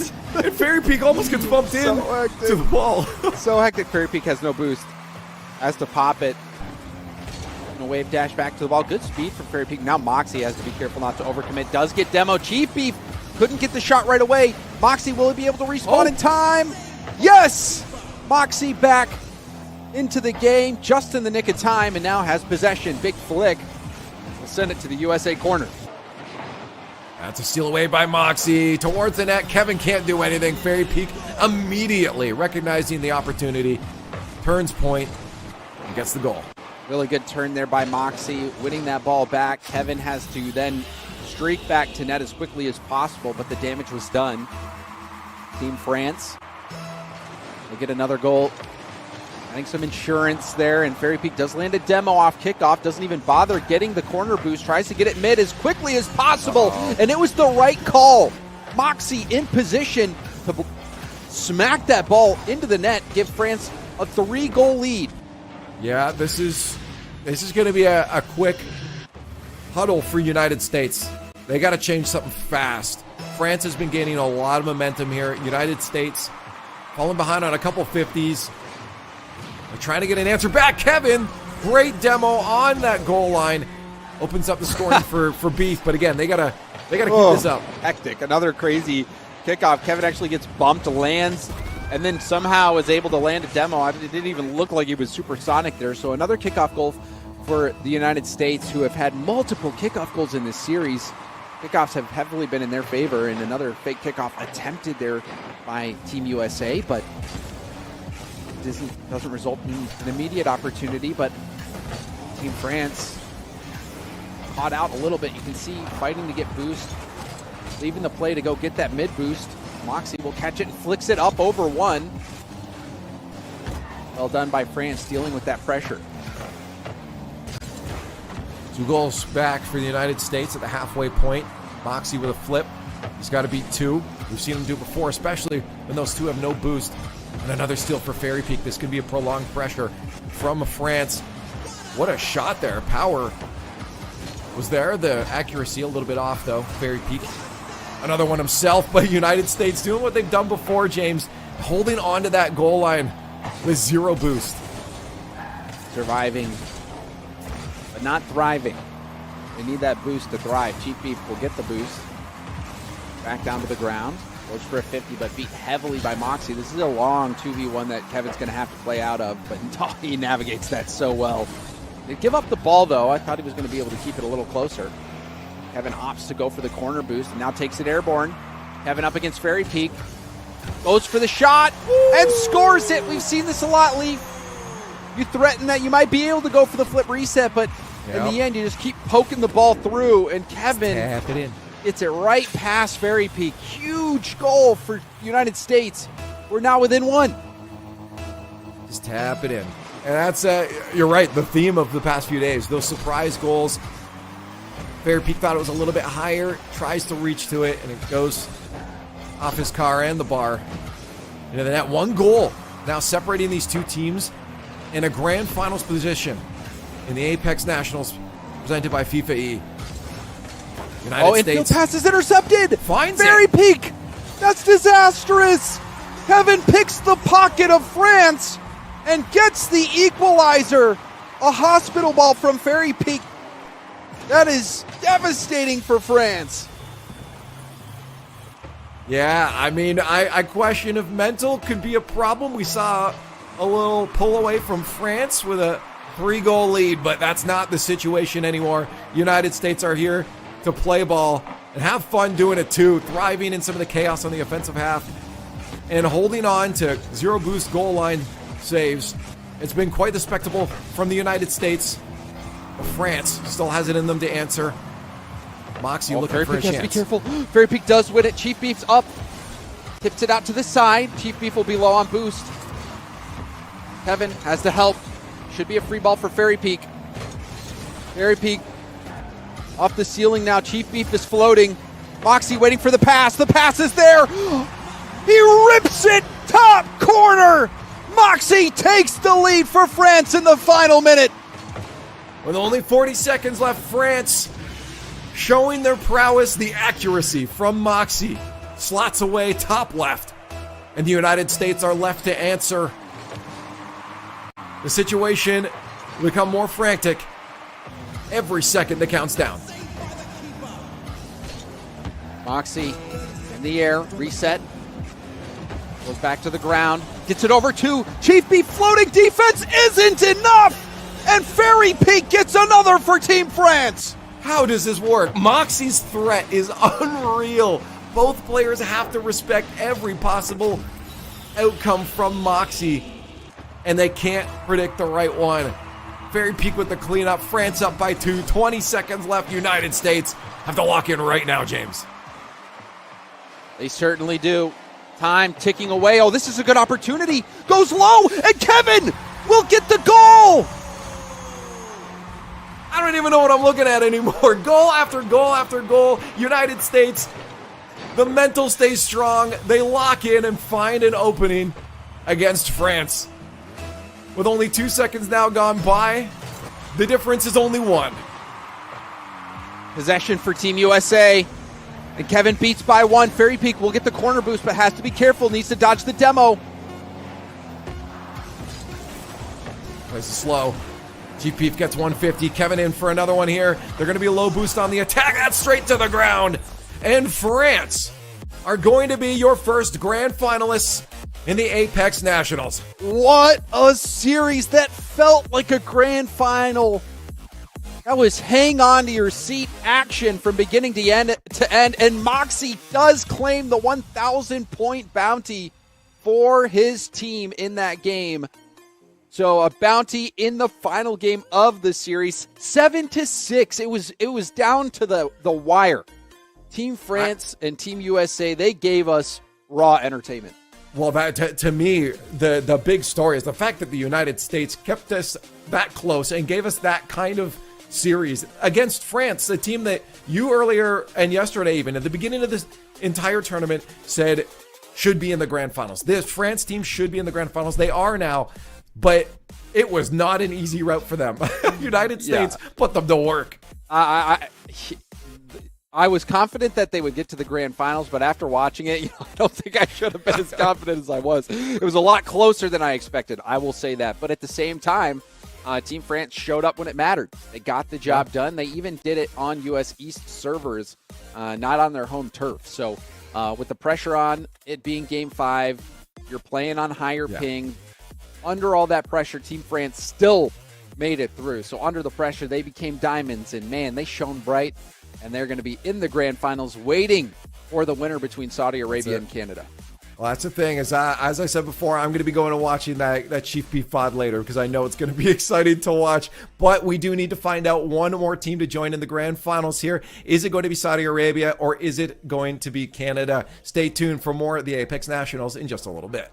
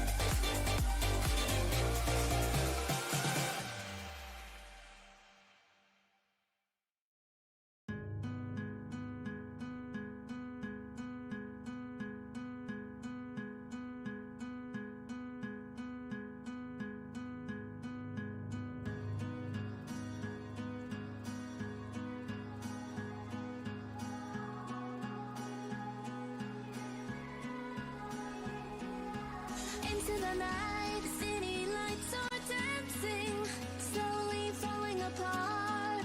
The shadows causing an outbreak. I'm wishing upon a star. This time I'm feeling stronger, and I know I can do better.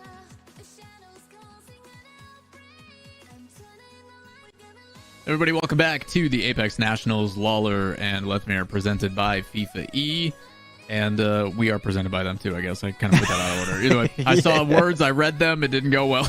Yep, a little jokes jumble. aside, what did go well was that first series. My goodness, if we want to take a look at the bracket, just as a preview of what went down just a short bit ago, USA and France putting up a fight on both sides. A couple bounties completed, Lethamyr, but unfortunately for USA, it is France on top. Yeah, I mean, it was a good showing from USA, though. They also took one of the home servers on the France side. That was a great showing. A couple crazy moments, like the last second 0-second goal that almost went in for Moxie to get a bounty. Speaking of bounties, we want to look at the updated page for the bounties. We've got 2 that were collected by Team USA. They are unfortunately out of the tournament now, so they can't get any more of them, but they get $500 for that 3rd, 4th place, as well as $100 for the 2 bounties they collected, as well as the 1,000-point game that Moxie just got for Team France, but they are still in the running, and they can still get the 5-goal game, or maybe even a triple flip reset. I've seen Moxie hit a couple in the past, but we got the next series coming up in a second, so... Yeah, man. I mean, at the tail end of that, you heard James Bott also exclaiming about how close he was to hitting the 5-goal game. A couple times. It was a couple times. There was one right at the last second that I know he definitely exclaimed for. So, again, it's close. And I think we kind of came into that, and you look at the lobby by default, and you go, man, France is huge favorites here. You know, you're looking at what's on that field. But, you know, you and I were talking in the green room a little bit about, you know, the quality of play. And when you get to a certain level, it's like anybody can beat anybody. And I still was like, I don't know about anybody. And then Moxie, like, dimed one top right. And I was like, okay, that helps. But... Yeah. It's still super close down to the wire. Like, round of applause to Chief Beef and Kevin. They were good couple spirits decisions too. I was a little kind of whatever about, but they fought tooth and nail. It was close. Yeah, no, I mean that's the first time I think those two have played Moxie and Fairy Peak. So for that showing is fantastic, and they were good vibes out of the tournament. They were like, well, honestly, we played our best and it looked good. Kevin was popping off. I'm glad that he got to kind of showcase what he can do. He was showing that way back in the first Apex event where people were surprised at who this guy was, and we're like, yeah, that's why he qualified. He mechanically very, very solid. And like we talked about yesterday, his boost consumption was some of the lowest but most efficient, and just good pacing. So he covered well for Beef, and I think played around Beef really well. And also Chief Beef, stepped out of the plate a little bit. He had a couple of good moments, like that flip reset over, I think it was Fairy Peak, and then that last second shot from Kevin. Some good, honestly, like pro play looking plays that they made. So I was happy with how the series went. Yeah, you heard Chat mentioning it too. Kevin's ability to perform under, maybe a pad or two. I mean, there's a lot of times where France was applying a ton of pressure, and defense, they weren't able to grab their corners, and it's like they were taking shot after shot, and they were still able to find a way to break out and get down to the other side. So really awesome to see. Unfortunately, that does spell the end of their story. As we jump into now our second match of the day, it's going to be Saudi Arabia versus Canada, and we don't have to, try to be coy about it. Saudi Arabia looks like the heavy favorites, man. They look absolutely dominant. Even with Kresber, having 180 ping or 160 ping most of the day, still looks crazy. They look unbelievable, and it was nothing but sweeps. Whenever we're a part of the broadcast, it's been close, but for James and Leaf, this is the first time where they're like, wow, there was actually back and forth for once. No, it's been a great start to the grand finals day, and like you said, I think Nubo's gonna be a star player in this next matchup, and maybe we'll see a Psycho. Maybe he'll go for one. He's probably antsy to get a couple of those bounties. I'm sure he hit quite a few 1,000-point games just yesterday. So now hit one when it counts. Yeah, it's gonna be easier said than done, obviously. Talking about Canada and stuff like that, you don't want to hear it from us. We're going to go to our own resident Canadian that's not Lethamyr. We got Leaf and James Bott standing by for match 2 of the day, Saudi Arabia versus Canada. 34. I'm not Canadian. No, well, I mean, you're close enough, right? You're like 5 hours from me. Hold on, wait, are you Canadian? That's Say what about. I've been told. I've been about. Yeah, you're Canadian. All right, Okay. that makes sense. I was most of really the- confused by Lawler for a second there, but no, that makes a lot of My, sense. Also, yeah, he was right. We never get to see any close matches. We finally got to see a close match, but I don't know. yeah. I don't know if we'll see any more close matches. That might be the last one if Saudi Yeah. Arabia plays at the level they can. Also, I will say too, just looking at the ping yesterday, Crespor was playing on 160 ping. Maybe Crespor found a different server that is much better to him, or is playing from a different location, because right now Crespor on 108 ping, Talks on 100, Nubo is on that's what I heard. 88, so this is pretty even ping. Cosmic is the highest at 148, so this is a very close matchup in terms of the servers. I think it's going to be a lot of fun to watch. I think skill-wise, Nubo, without a doubt, the best player in the lobby, but Canada does have a strong team lead. Yeah, I again, I was going to start this by saying a couple numbers here, and it was 34 to 10, and that was the goal difference for Saudi Arabia yesterday. Absolutely massive outscoring against both Turkey and France, I remind you. Part of those goals were against France. It was a 3-0, 3-0 for them. But, I mean, I don't know. It's snowing, a first snowfall right now. That's where Canadians thrive. Maybe Talk is going to feel on his A game coming into this. But, yeah, you're going to need that kind of magic against Saudi Arabia, because this is the heavy favorite in the Apex Nationals. Talk has the ice, is what you're saying, but right now it's only outside. Yeah. Well, hopefully he's not getting maybe a window open. Needs it on the pitch. How cools PC down, you know.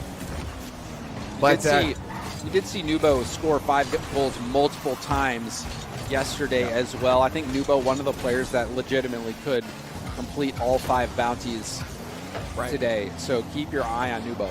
And that's saying a lot too, considering one of them's a psycho, and that is relatively rare to see in competition. I don't think you need to say relatively. It's extremely It's rare. rare. Yeah. But I do about as believe rare if as anyone it pull can it get. off. Yeah, it'll be Nubo. Again, Presper played it phenomenally, even with that high ping. He played a great support for Nubo, but this might be the first goal for Team Canada by Cosmic. Lands on the ground and just stutter stops. They were both low boost, and Cosmic got caught mid-flip.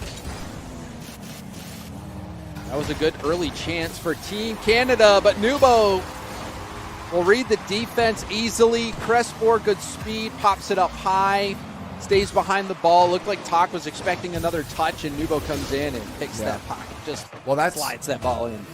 Something that Team Canada is going to need to recognize quickly is that Presper is going to be looking for Nubo a lot. If Presper's in the air with the ball, expect Nubo to be not far behind there. And after that boost was wasted, Talk didn't do much for that groundwork.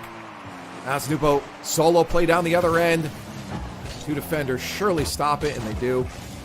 Presper's turn to show what he can do as a solo play. That was a clean catch there, not letting the ball bounce, but this is a chance now for Team Canada. Talk is going to try to get this ball, take it up.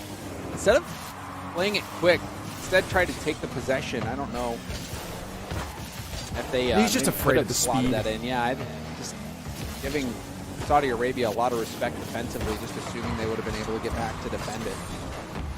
I mean, I'm not going to lie. You kind of have to give respect to these players on the Saudi Arabian that's side goal. here. And Nubo, I thought it was a goal, but Nubo jumped up really early. Didn't have any boost to make adjustments. I mean, we're learning that anything to do with predicting Saudi Arabia right now, James, has not been well for you. So if you want them to score, don't call it out loud. You're right. You should just watch. Silent for the rest of the series now. We won't be able to. This is already an intense series, only a 1-goal difference, approaching the halfway mark. Of course, Nubo's going to play safe on that. He had no boost, and Talk clear chance to clear it. Canada has Nubo on low boost and lots of boost themselves. Nubo all the way back. They make the most of it. Nubo again, low on boost in the corner is stolen. A great challenge by Crespor, and that gets Saudi Arabia a chance to break out.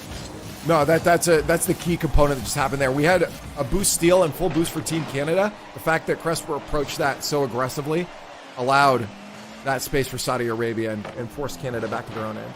And that was something that really was a highlight of Saudi Arabia yesterday, was Crespor's defense. Even on high ping, making some massive stops, getting having multiple occasions where Nubo says "what a save" in the chat, and not the "what a save" of like toxicity, but a legitimate like "holy smokes, how did you save that?" Nubo showing respect to Crespor's play. I want to kind of talk about the pacing of the play we're seeing right now because like right now it does not feel like Saudi Arabia is doing what they did yesterday. Canada's keeping them on toe, and to speak to that, a goal. It looked like Nubo might have side flipped as well. Cresport, it was a savable shot for him. It was a savable ball. It was really awkward, but I think after that touch, he was expecting Nubo to make the play, and Nubo side flipped. Maybe intentionally, unintentionally, not quite sure, but that gave Team Canada the window. And now another chance. This one goes in. Cosmic scores and takes the lead for Team Canada. Cosmic has just stayed there. He said, I'm not going anywhere. Blue is my half now. And continues to 1v2 both of the Saudi Arabian players for a second goal for Canada. And now approaching that final minute of gameplay, James, Canada with the lead is going to have Saudi Arabia having to make decisions here. Saudi Arabia lobbing that one towards net. It doesn't go in, and it's pinched off the post. I surely thought that was an equalizer. And somehow Team Canada manages to keep that one away. And now that we're in that final minute, Team Canada playing defense just to keep an equalizer from Saudi Arabia out of the net. The attack is going to be relentless. You know it now. Saudi Arabia will start to pick up that pace. Nubo trying to start things off. Cresper to back off to defense where we know he's familiar. Ball up to Nubo, but Nubo doesn't have a lot of boost. Pops it over one. No panic from Cosmic on the back line, and that pinch 50 will go all the way out past midfield. Nubo tries to go for a wall pinch. Is in an isolation play. Talk last one back. Cresport going for the demo. Talk can't make the save. The lead block play. Hands out for Saudi Arabia, and they tie it up with only 20 seconds left to go. I gotta say, Talk played the patience really well here. Honestly, staying grounded, not panicking on that blocker. Yeah, except for the fact that he let the ball in the net. Well, but then you still also have a great play from the blocker that cut off that jump that Talk needed. So patience was good, but it was a tough can't spot. do much. Yeah, that's the nightmare scenario. If you're a defender, the nightmare scenario is you're in the 2v1 and you're having to dodge bump. No boost. Canada's attack is going to fizzle out here. If they can turn it around, it'll have to be a full court carry. That's another goal, though. For no way! A banger to finish it off. 0-second goal by Nubo. Cresport gets the pass, gets the bump, clears the runway, and it's Nubo who takes off, scores the game winner at 0 seconds, and claims a Game 1 victory for his team. An absolute rocket. You thought maybe we get overtime. Team Canada doing a great job of keeping Saudi Arabia at bay, but this is where these two players thrive. Nubo specifically is when you think maybe there's a moment of relief. Maybe we're going to overtime. Wow. Nubo strikes.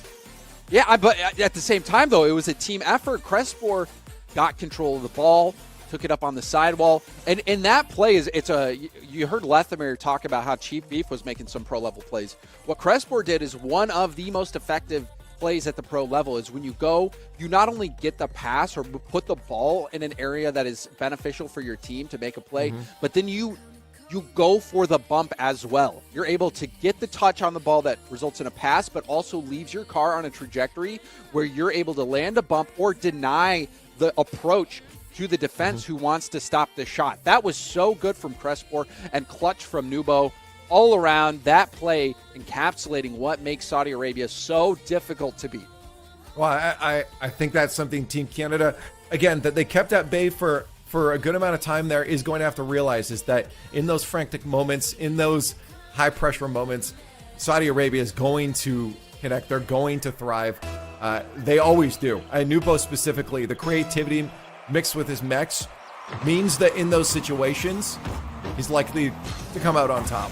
One win there for Saudi Arabia now. At the same time, though, I think that was a great showing from Canada. If you remember yesterday, Leaf, nothing was close for Saudi Arabia. It felt like every game was a breeze. Every game was a walk in the park for them. Canada has tested Saudi Arabia more than we've seen any other team so far. So I think that is something to look for. That's the silver lining for Team Canada fans. I would have flipped his head under one. The second touch doesn't come out, but it works anyways. Talk finds the first goal for Canada. Nasty from Talk, gets the reset, the Arsenal reset, and then goes for a ground double. And Nubo has to respect the ground double. He was so close to getting that touch that Nubo is forced to cover the option, and when he didn't make contact on the ground double, Nubo just wasn't in position to deal with it. And now we see another opportunity. Talk with the flick top bins. Canada are off to the races. Great decision from Talk to stay on that. He knew he had 2 pads on his path towards that ball. Keeps the pressure. You think Nubo maybe gets a save here, but with a full tank of boost, he can't connect. Talk, smart play to stay. It'll be clean possession finally for Saudi Arabia. Nubo, the most dangerous player when he's got boost. But an immediate challenge. Talk not letting Nubo have any time on ball. Now this is dangerous. Talk up off the ceiling. Goes for the backboard hit. It was contested. Rebound out to Cosmic, and Cosmic slots it. Canada up 3-0. What an incredible start. A fast start, too, for Canada. Great placement. Nubo, a little bit of speed. Cosmic saw him going to the right post. Shoots it left with a tiny area to put in, and Nubo has to hit the brakes, but the momentum already was the wrong way. Another opportunity. Cresport does get a hand up, but steals the corner boost. Nubo, will he still make it happen? He still will. So Nubo had the corner boost taken from him and still makes this play. Yeah, Cosmic got a little bit too close to that and just couldn't get out of it. And in this level of play, that spacing that you have to your opponents in those moments is so critical. A few millimeters off, like we saw there, and you're out of the play. Oh, Cresport chasing it down. It looked like Team Canada was going to breeze their way to a response in Game 2, get the victory, but Saudi Arabia comes roaring back. Cresport denying the corner clear. That one might have even hit post and gone back out into the middle. But Cresport there to challenge and block off the escape route. Great job by Cresport. But then off pressure. kickoff, what is happening? Team Canada's kickoffs are something else right now. Feeding that ball to Nubo, knowing that he has to launch that back to his teammate. Yeah, rare mistake. Yeah. And well, that's the thing is I'm like, is Team Canada saying, I know that he's just going to slam the ball away here and my teammate's got it? It's Well, like, that's heads up play if so. Nubo, I think he maybe just didn't want that ball bouncing so high. Maybe he was going to try to hit the ball hard to roll it up the sidewall, but instead ended up passing it right to an oncoming attacker. Nubo also getting contested on this ball. Cosmic's up. Talk waiting to see what happens. Infield pass. Talk has the bailout. Will pop it up high. Turns for it. Cosmic has a full tank. Talk's going to go for the 50 off the ceiling. Cosmic there. The shot saved by Cresport. That was a big save. If Saudi Arabia get back into this game, that looked like a sure goal for Canada, but they still make the play. Team Canada whittling down Saudi Arabia and getting that goal. Oh, man. Look at that play from Talk, too. Great pass out center and then plays the body. Taking new ball. He can't get a touch on that. They are relentless on that goal line on the blue side. Canada, what a strong lead from them right now, but I think we may have a serve issue, yeah. Calling for a pause. So but, the players right are calling now, for a pause right now. James, Team Canada on the offensive half feels so comfortable. It feels it feels like that 15-year-old mentality where you just don't have any inhibition and you just go. You just trust your instincts, and I feel like that's what Team Canada is relying on right now, and it's working. Yeah, I think it's Cresport is very high level, but Cosmic is up there in pro lobbies, playing against pros and 1v1s, also playing in CRL, which is extremely high level now. I think just in the situation where you do have a player, Cresport's defense was very good. He's still playing well. And honestly, I think Nubo is not playing as well as he did yesterday. I think that is kind of the difference for Saudi Arabia right now. But when you have that maybe two stronger players and you're the better overall team per se, you want to pick up that pace. You want to play as fast as possible and highlight that weakness in the defense on the other team. There's a chance there as we get reset for Saudi Arabia to make a move. Nubo might get a chance there. A little pop, but Talk reads it nicely, and with enough boost gets that set up for Cosmic, and that will, in fact, be in. Oh, and again, Nubo trying to cook here. Pressport diving in, getting 50'd, and that is going to be an instantaneous goal on the other end. But still, yesterday we saw Nubo have so much time on ball. It seemed like he was having a free reign of the sidewall as well, being able to roll the ball up the sidewall, grab the mid boost, attack from above. We haven't really seen that. The times where Nubo has tried to take it airborne, Talk has been there to shut things down very quickly. Even in the isolation plays, like we just saw, Nubo getting shut down, and another goal from Canada. They're leaving Saudi Arabia in the rearview mirror. This game is so one-sided.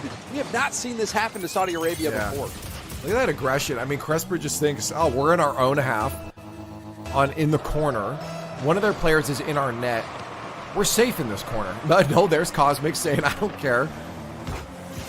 I'm there. You are not safe anywhere. Team Canada. Saudi Arabia's going to need a big answer coming into Game 3 because I feel like this one might be over for Saudi Arabia. I don't want to call it now, but this play right now very much leads me to believe Team Canada will come out on top. Yeah, this is one of those games where you just know it's chalk, right? Yeah. Game is chalk. But for Saudi Arabia, you still play for bounties. And for Team Canada as well. They're also still playing for bounties. Cosmic sitting at 4 goals. And Talk is sitting at 800 points. So this is a chance for Team Canada to put some work in on the bounties front. Pocket a little extra cash. I think for Saudi Arabia, they need to build some of that confidence. I think Nubo needs to get one of his trademark goals. Highly mechanical, skillful goal. Does get one back there. So this is a goal here for Saudi Arabia, but what they really need is the confidence for Nubo and for him to rise to the level that he was playing yesterday. Yeah, the problem right now, again, is I think they're struggling multiple times in their own corner. They're feeling that aggression. If they get a good 50 and catch Canada off guard on that aggression, maybe that's going to be their answer here. But whatever it is right now has not been their answer. Because Canada still leads 4 goals with final minute, game number 2. Yeah. And again, there you see, I think Team Canada just knows to not give Nubo any time. Just challenge fast every time. Challenge fast every time. Because then you at least, like if you're challenging fast, you force Nubo to get around the defender, but you know, a lot of times his solo play will be shut down and then the ball will be in the hands of Crespor. So I think that's what Team Canada's strategy is just get up really quickly against Nubo, play the body or the ball, just make sure that he cannot get that solo play done. Even if you get beat, even if the ball gets around you and Crespor has it, at least take Nubo out of the play. That's the thing. Maybe we see Crespor start to lead the charge. Hey, he's going to find a goal. That's it.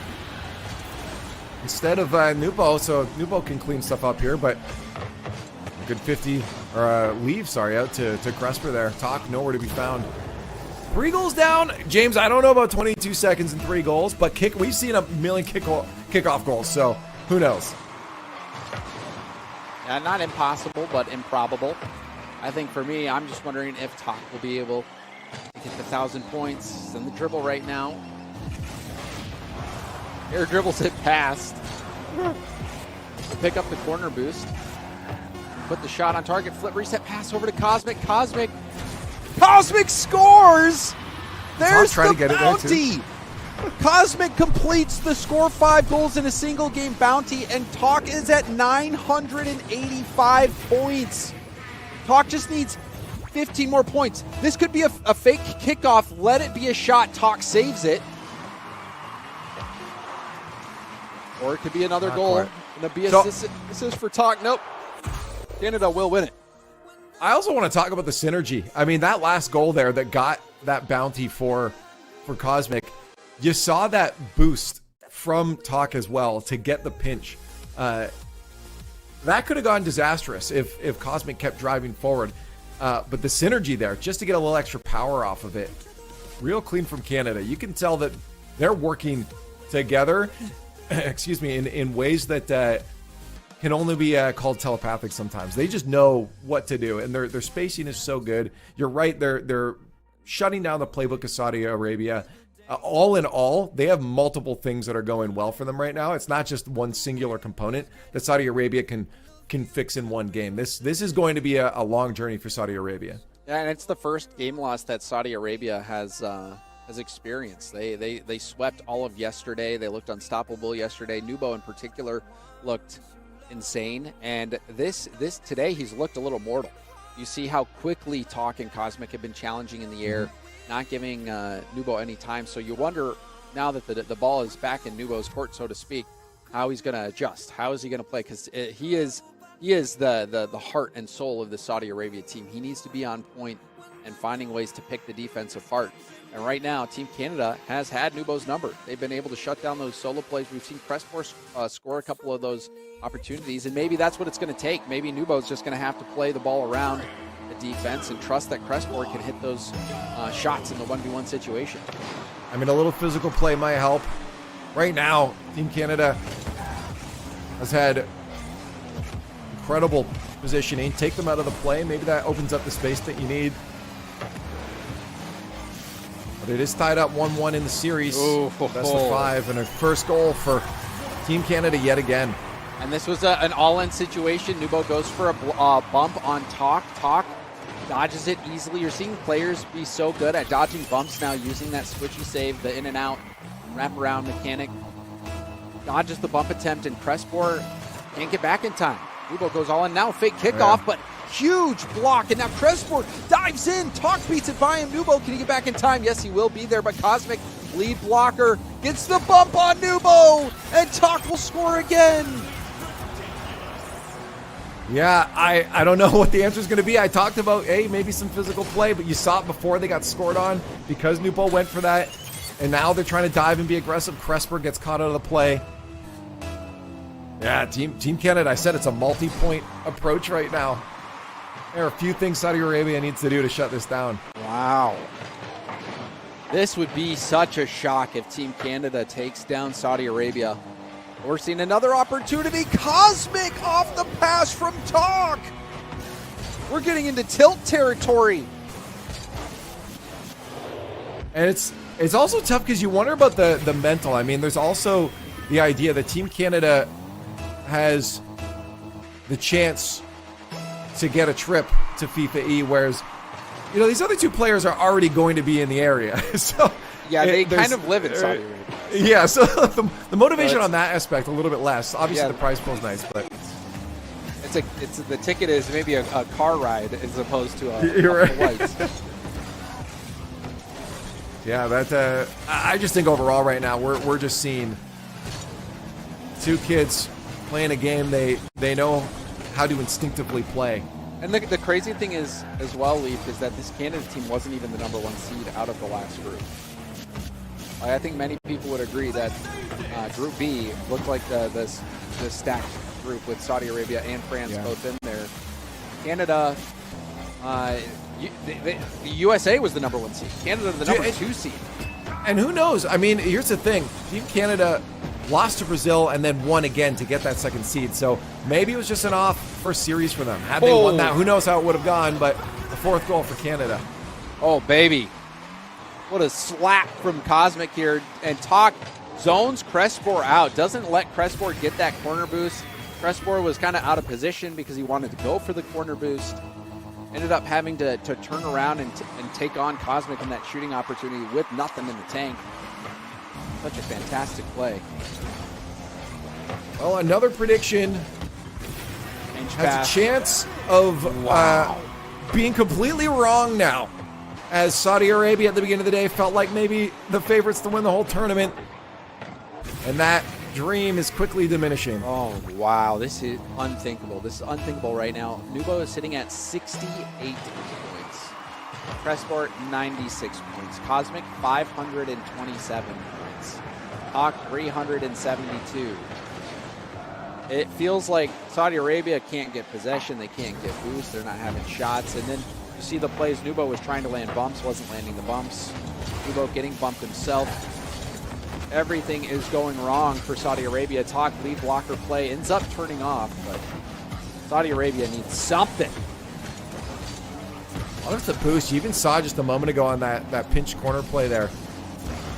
Team Canada used that as an opportunity to steal both of the corner boosts on Saudi Arabia's side, making sure that even if they did get that ball down to Canada's side, that they wouldn't stay there for long. Oh, there we go for Saudi Arabia. Saudi Arabia making the most of that one. Huge 50 by Crespor. It's exactly what you want. A powerful 50 bouncing back into the middle. Perfectly done by Crespor. I mean, this is not out. It's not out of the realm of possibility. There's still about half the game left to play, too. This can be a very high-scoring game mode. But at a minimum, you just need something for the mental for Saudi Arabia. They have been getting beat down by Canada this game. Oh, Ren, I mean, even if you don't win this game, you don't want to go into match point being this far behind, but there's one of those climb back goals against Team Canada. Again, it was Crespor leading the way. Yep, Crespor landing a bump. It's the ball out to Nubo. That's what you want. You want Nubo the one in the shooting position. Nope. So we're back within 3 goals now for Saudi Arabia. This is doable. Also, the boost grab by Nubo. This is a chance for Nubo to make an air dribble bump play. Goes instead for the double. And my, oh my, is it pretty. Nubo scoring the double tap. Okay, we might have Nubo unlocked. We talked about it in a doom and gloom kind of way, but now Saudi Arabia has woken up. 2 goals in a row within 30 seconds. A kickoff potential here. Crespor won't be able to get up, so there'll be a little more time between this and their next goal. Saudi Arabia back in the game now. Huge play, but Talk gets into a 1v1 situation. Talk the musty. Oh, it's a rebound. Crespor didn't get the read. This was crazy. So it was Shogun. Well, look at this. The respect on the goal line there that's going to go in. Yeah. And Nubo says, I have to go for this. Yeah, I mean, it was a situation where the shot was off target. Could have just let it bounce up, but it was close enough to where you think maybe I need to dive in for this. Pass up from Nubo. Crespor loses the 50. Nubo will be able to collect it, but that really douses the fire that Saudi Arabia had going. It looked like Saudi Arabia was actually going to get back into this game and maybe threaten to come back, but with that goal, now at this time going off the clock, it looks like that was a big-time stabilizing and finishing goal for Team Canada. Right. At this point, Team Canada just has to make sure they're there for the 50s. They keep possession. Play it slow. Final minute of gameplay. 3 goals back for Saudi Arabia. Best of 5. This would be match point for Canada if they can't get it back, but they just play so tight in there, and they drop in another one. This was crazy from Crespor. Just goes all in. Actually re-flips into that 50.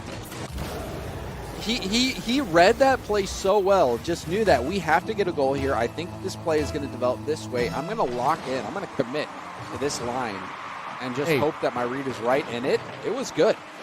To be fair, he's made those kind of reads before in this tournament, so it's not something that seems lucky or out of place. But as you said, long post, but Nubo can clear that away. 40 seconds for 2 goals is not out of the realm of possibility, James. Talkmo does beat it around Crespor. Nubo will slow it down. That demo is going to hurt.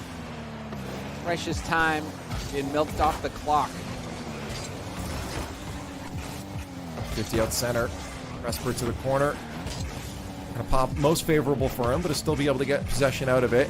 Lose control off the ceiling. A 50 from Nubo if he can get up there, but they're playing it real safe right now, expecting that speed from Canada. Talk playing it safe though with no boost. They just want to count down that clock. And 4 seconds left. Team Canada is going to end up with a second game in their pocket. One more game away from a grand finals where they'll face off against France. That would be insane if Team Canada can take down the favorites of Saudi Arabia, who beat France. They swept France. They shut France out. I think two games in the shutout as well, or in the sweep as well. I know they shut them out that first game. Yeah. So this is kind of crazy. I did not think that the number 2 seed out of Group A was going to be able to hold a candle to Saudi Arabia, but Canada's come out swinging. They've looked incredibly good. Cosmic, in particular, has been very good. Landing bumps, hitting the shots that Talk is setting them up for. Talk also dodging that bump attempt by Nupo. And both of them have been doing a great job at making sure Nupo does not have the space to highlight his mechanics.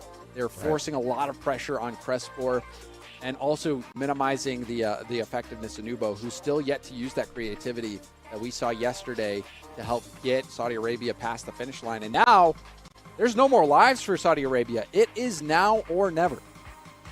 Well, I also want to go back to, you mentioned Team Canada coming in the second seed here. I really think now, watching them play, that could have been a different reality had they won their first series against Brazil. Because, again, they came back and dominated them. They dominated Australia in that series as well. Had they played United States, I mean, there's a real possibility that would have been a dominating series for Team Canada too, and they would have been a first seed. So I really don't know if that second seed thing is really going to hold a lot of weight to what we're seeing now. I think Team Canada definitely could have come out on top there had they started at a less slow pace against Brazil. Certainly, but like Lawler was saying, all these teams are so good. You expect these teams to be able to compete no matter who they're going up against with the level or the caliber of player on every squad. And I mean, that's true here for Canada. Just looking at the roster and then talking about it yesterday, we did mention Canada, how in that creator spot, if you have a pro level player, it makes them such a big threat. And that's what Talk is. Talk representing Team Canada as the captain. Cosmic playing on the west coast of the U.S., qualifying to help Talk try to get the win here at the Apex Nationals presented by FIFAe. Cosmic has been stepping up to the plate, but Talk, the one trying to get that first goal. Be real though. On the goal line there, James.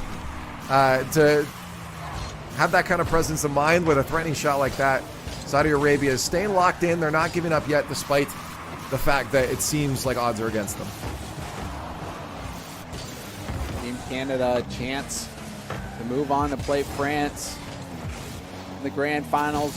It'll be a best of 7 winners. Look at the lion's share of the prize pool, but also a trip to Riyadh to experience FIFAe finals themselves. And Cosmic inches Canada closer and closer to that goal. Team Canada now has opened up the scoring in, I believe, every game. And in the last 2, they've held on to it. This one a little bit later, though. Saudi Arabia keeping it closer so far. How long can they do that? Another attack potentially from Cosmic. Nupo up quick to clear that. Cresper's touch not going exactly where Nupo was. They'll lose that on some time against Talk, who puts it to the corner here. This is where Team Canada has thrived. That's almost a chance for Nupo, but he backs to the corner. Cosmic pops it perfectly over Crespor, and the shot is slotted. Cosmic goes 2v1 against the defense, and that was such a perfect pop over one. Nubo low boost to defend the follow-up shot, and Team Canada are putting the pedal to the metal. I'm a little bit worried for France at this point, too, to be honest. Based off the speed we're seeing here, we might see an unlocked Team Canada that plows on through to be crowned the winners here. Nupo not ready to let that be, though. Keeps the pressure on. There's Cresper for a shot off the back post. Nupo can't go for an attack as Cosmic stays behind that ball. Cresper also missing that bounce off the backboard. Gives ball back to Canada. Nupo Denied again by Talk. This is what I'm talking about. Every time you think Nupo is going to be able to go and have a solo play, Team Canada shuts it down quickly. See if he can do something here. And again, see bumping Nubo off the ball.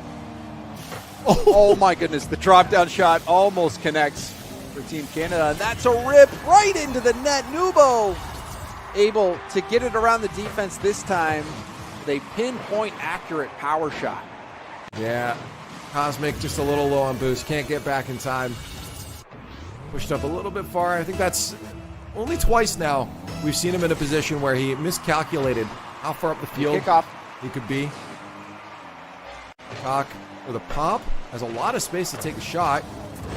It's super wide just to keep that defense and the momentum, I guess. Going the wrong way. A good flick towards the net. Press for a first touch pop. 50. Back to the corner. Nubo in the air. Goes down. It's the ground Read. double blocked by Talk. Talk has been insane. Like his reads have just been absolutely unreal, otherworldly. And I think that's a real big player into Team Canada's winning right now, is that they could just stay on offense and win these 50s out. Yeah, Talk is playing brave, playing precise, playing so well. Talk, one of the best players in North America, always fighting to be on a top roster. And he's really showing you what he's made of in this series. The fact that he's able to continually be on top of you. What do you do as Saudi Arabia when every time you try to move out of your own field, half of the field, that Hawk's there? He's reading every possible touch that you can get. Even there. Right? It's like he knows where you're putting that ball. It just, today's his Wow. day. Today's his day. Talk just read Saudi Arabia like a book. Look at this. He hits it up, lets Crespor hit it back to him, and then waits for Nubo to challenge before ripping the shot. Talk, he saw all of that coming. It's got the, it's not a crystal ball that we use here in Canada, predicting the future. It's a snow globe. I told you that snow would, there was a reason. It was a sign today, James. You're right. He must have been the one shaking it as well. 45 seconds left. Oh, And that's Team chipping Canada in. on match point is going to lose that 2-goal lead, bringing it down to 1. Saudi Arabia not out of it yet. Good play from Crespor, beating Cosmic to the ball. Speedy from Crespor, who is not giving up just yet.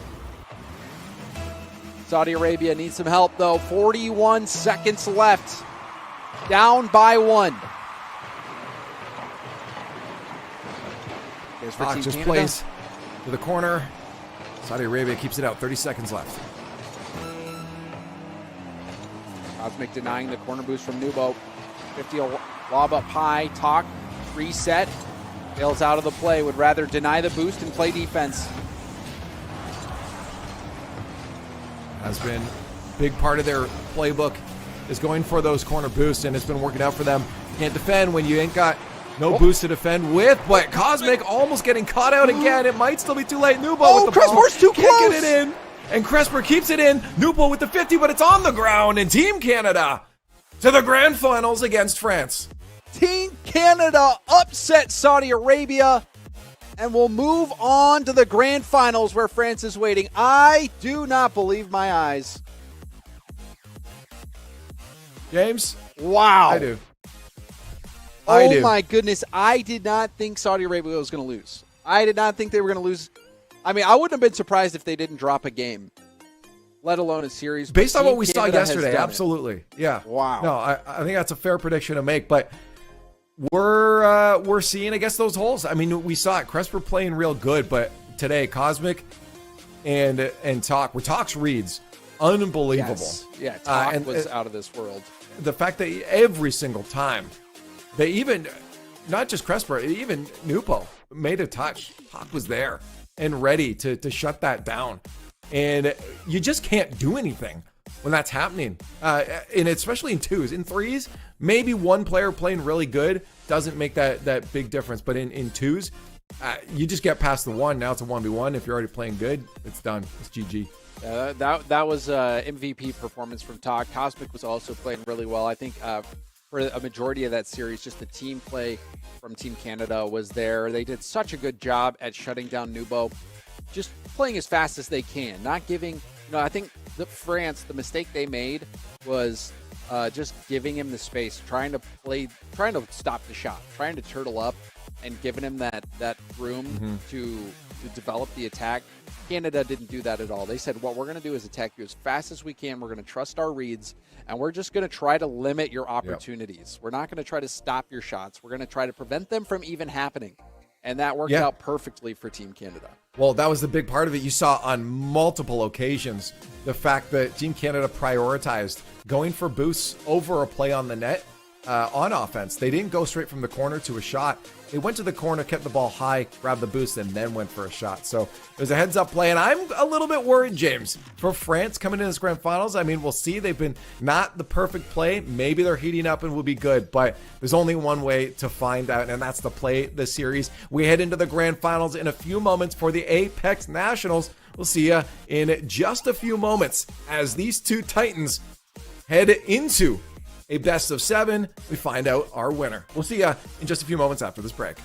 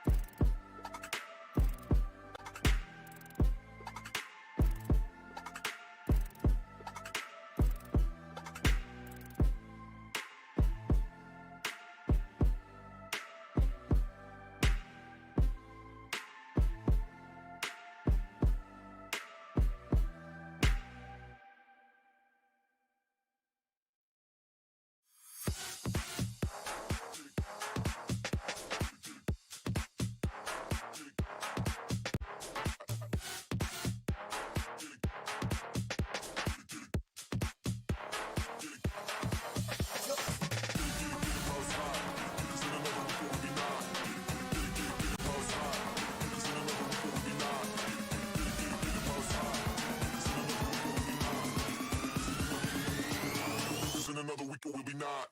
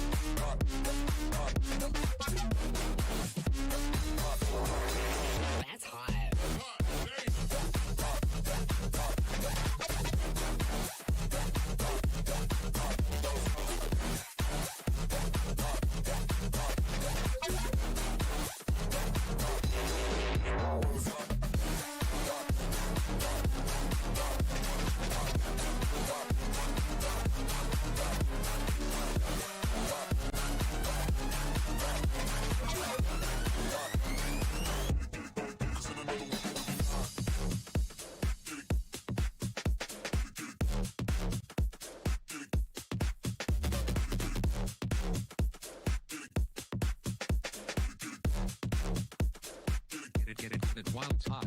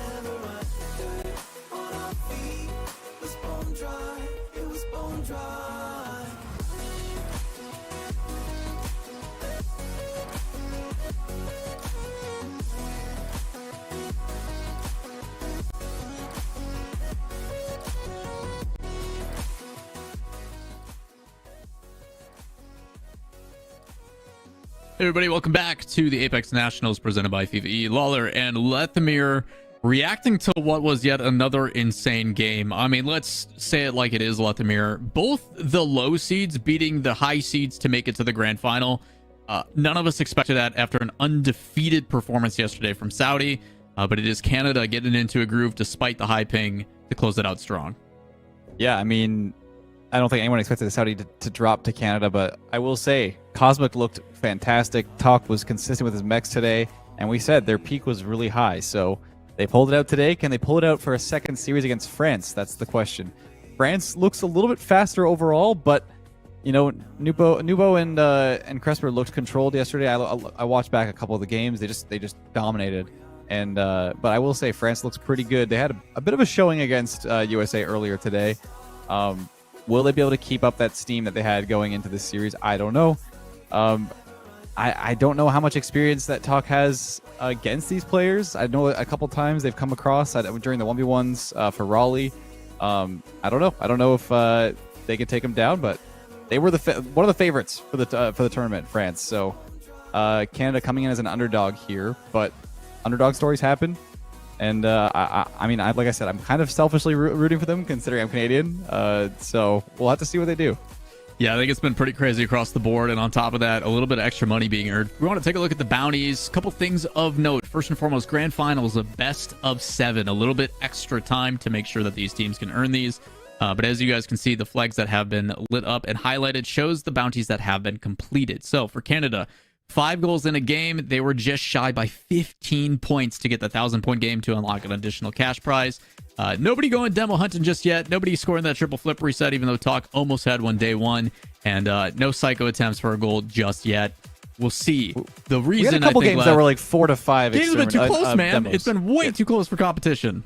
Yeah, it's super competitive series today, so no one's feeling confident enough to try for one. We'll see if it happens. It would be a crazy story if someone hit a psycho in a grand finals when it's truly a lot of money on the line. You've got double the prize money for making the win here, and you get the trip to the FIFA World Cup in December. Once again, if you look at the bottom text there, you can check out the FIFA World Cup from the 15th to 19th, and they're doing the draw this month in a couple days for the teams that are going to be playing off against each other. So we don't even know yet what the matchups are going to be, which is super exciting. Definitely want to check that out. Yeah, next Wednesday at 8 p.m. GMT is going to be the lottery pick system. They will be picking names out of a hat, seeding pending, to figure out what the competition is going into the main event in December. It should be a lot of fun, and our winners of this grand finals get to join and partake in that. So should be a lot of excitement, but Lethamyr, I'm going to hold you to this early prediction. This is not something we usually do, but I'm curious. Give me your thoughts on how this is going to play out, because it's been like I said, dualities, man. I want Canada to win this. It would be a cool storyline for them coming into this, a little appetizer for the FIFA World Cup. I'm going to put it 4-3 though, and you know what? Leave it to a coin toss at this point. I think both teams look super solid today. It is really just who will be the most consistent team. France is starting off with the European servers for the first 2 games. It will alternate 2 and 2. So it'll be 2 for EU, then 2 NA, 2 EU, and finally for the last game, Canada does get the NA East on the final game. But, you know, France has to make it count in those 4 servers. We'll see how it goes. They do have the advantage as the high seed coming in. We'll see if they can carry it through. But without further ado, Leaf and James Bott standing by for our grand finals for the Apex Nationals. Oh, Canada, our home and back with land. You should know that whole song, man. True patriot boost in all octanes command. Oh, there we go. We're gonna win this. We're gonna win it. Well, I will say that I did not expect Canada to be here in the grand finals. Had to go through the tournament favorite Saudi Arabia to make it to this point. And Team France, they've had their stutters. They've made some mistakes along the way, but in the end, they've got the job done, especially when it mattered most. And now France, a chance to win it all here. I think they are the favorite in this grand final, but if Canada can play at the level we just saw, they have everything it takes to claim total victory themselves. Yeah, honestly, based on what I've seen so far, even bias aside, I kind of have to put Team Canada with a bit of an edge in this series. The way that both Cosmic and Talk have been playing, we've seen a little bit of falter, lack of synergy, I'd say, compared to Team Canada from France. Hopefully, they're on the rise today, and today's a little bit better. But they're going to have to put the work in. A best of 7 now, James. Grand Finals. France versus Canada in the Apex Nationals. And Fairy Peak makes me eat my words. Starts it off with a goal. Well, that didn't take long, did it?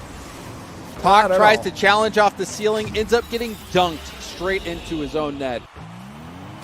And I love that title that Fairy Peak is rocking as well. Season 7 World Champion.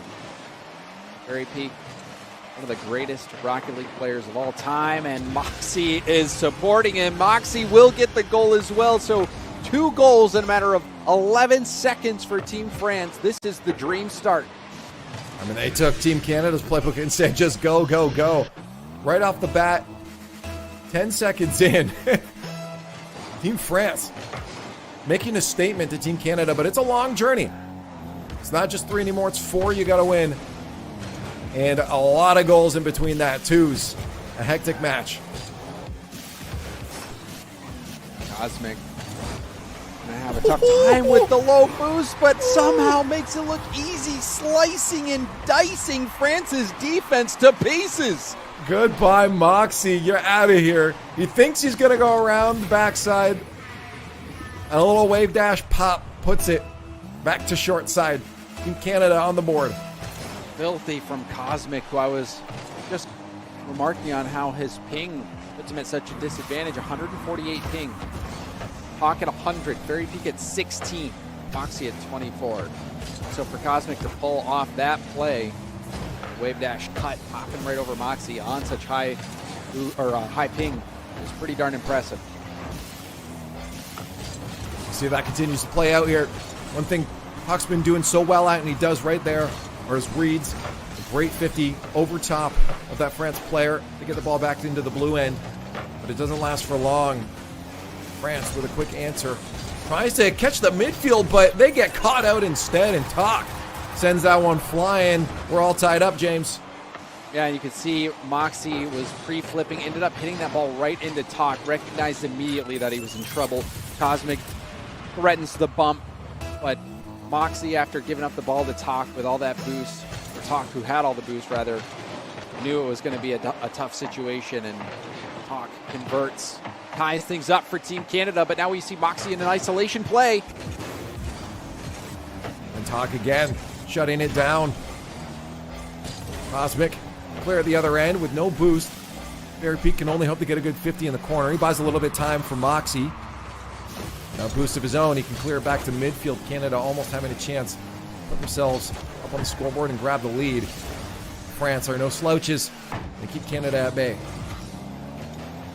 Fairy Peak lets Moxie go for the pinch. The pinch on target, or looked like it might have been, but easily stopped there from Cosmic. Double commit from Team France. That's what we were talking about before. We were a little worried about Team France because they double commit quite a bit yesterday.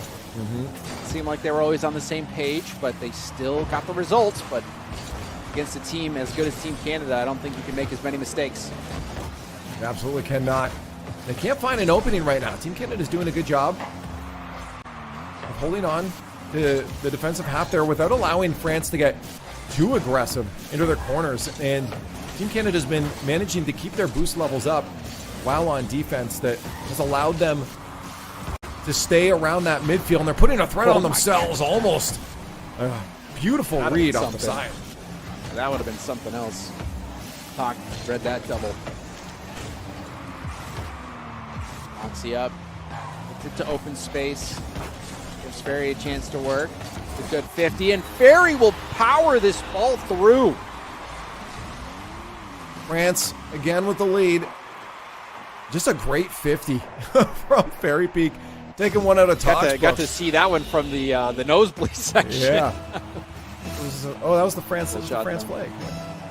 I know, I love the France flag. It was just 962 meters away from the flag. You didn't, next time, cough up. Pay for the better seats, James. I might have to.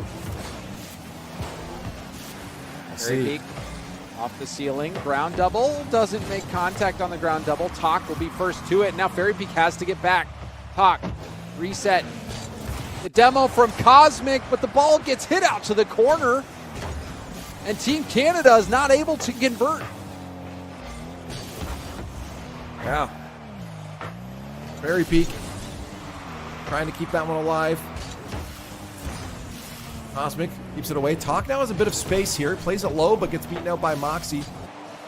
Cosmic stuck on the defensive half now. Fairy Peak now approaching, but Talk trying to give Cosmic that space to the corner, but the boost steal from Canada has been doing well against their opponents. France now doing to them.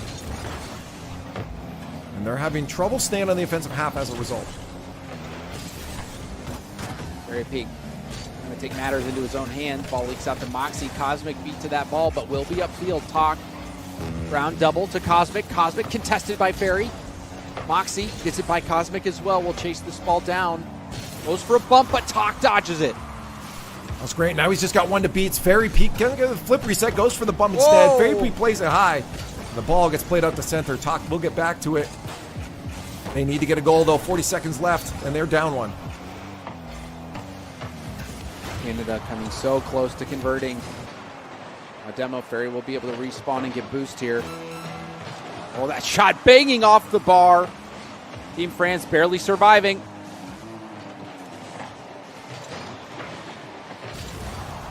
It's a huge demo. This should be an open net goal. Fairy Peak lands the demo on Talk.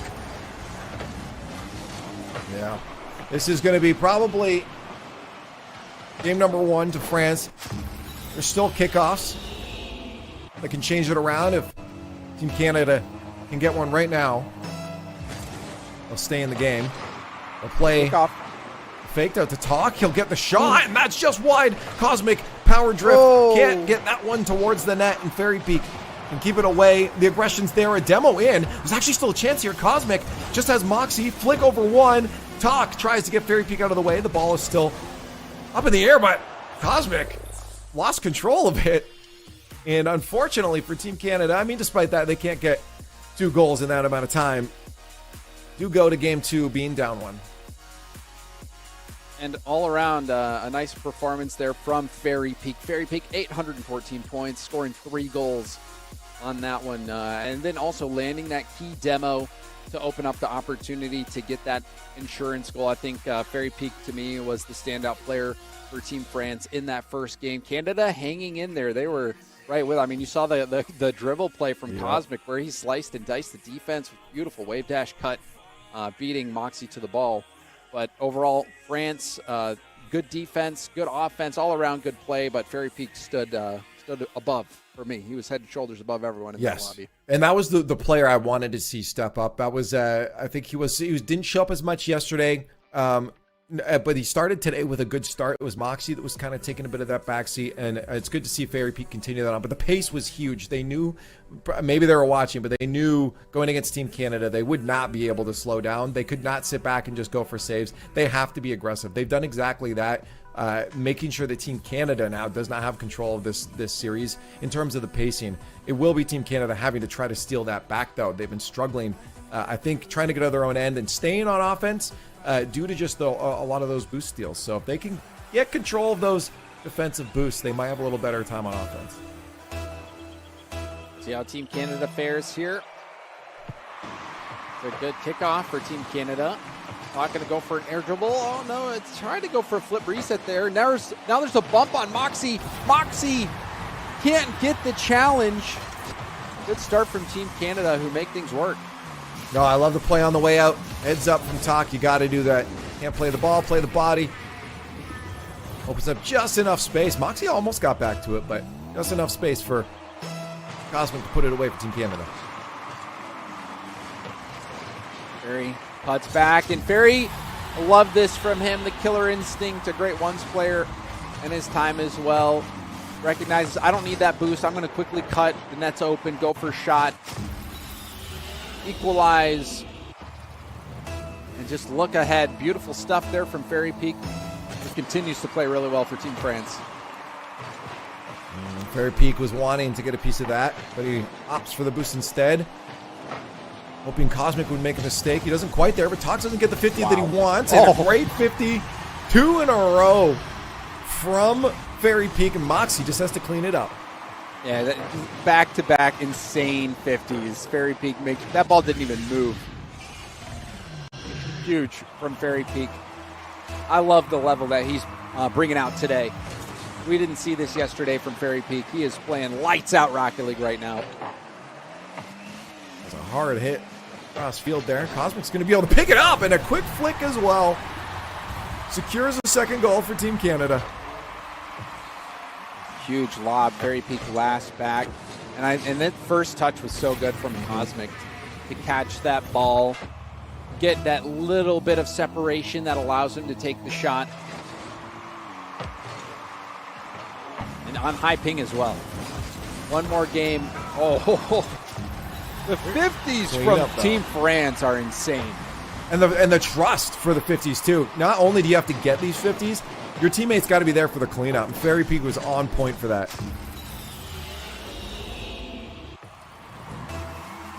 50s are what are separating Team France from Team Canada right now. James, and 5 goals in under a minute.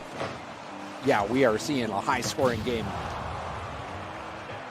Team France has already gotten the 1,000-point bounty and the 5-goal bounty, but Team Canada has gotten 5 goals. They need 1,000 points, I believe. Well, they're on the And track. Talk is well on his way. Yeah, I mean, what a good... Self-pass. Oh, that Nasty. the pinpoint. James, pinpoint to get that through 2 defenders. Yeah, the self-pass is such a good move to use. Talk pulling it out perfectly. Excellent execution. Now Talk will be up early again to contest Moxie. Moxie does float it over him. Cosmic there. Center, but teammate wasn't there, and Talk can flick it away. No boost. Try to be a threat. Oh, the flip reset. He does at least buy a lot of time for Cosmic to get back into play here. Cosmic, though, doesn't have a ton of boost either. The mid-boost spawned on him. So good timing there from Cosmic. His internal clock working perfectly. What's going to happen off the back wall there? Fairy Peak. You go live. Moxie with a low boost. Just try to center that one for Fairy Peak. Cosmic respected it. Talk taken out of the play. It could be extended stay here for Team France, actually.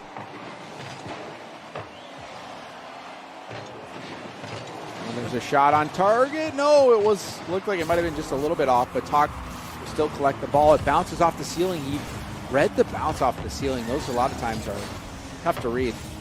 You don't want the ball bouncing most of the time, but Talk executed that perfectly. And then a small window. Fairy Peak has a really small window to get this shot on target and slots it. Another great play from Fairy Peak, who has been so good for Team France. Yeah, look at that. Just tucked her in there. You think, hey, maybe you want to make a cut, go for a power shot. You see Cosmic coming. You just got to get it on target. You find just the opening. That's his experience at play. The beat there. Over Talk by Moxie. It feels like Talk has finally met his match when it comes to making these reads. And again, I still think boost is a big play on this right now for Team Canada. They're not able to do what they've done before because France has been shutting them down really well. France has been looking good. Completely different Team France than we saw yesterday.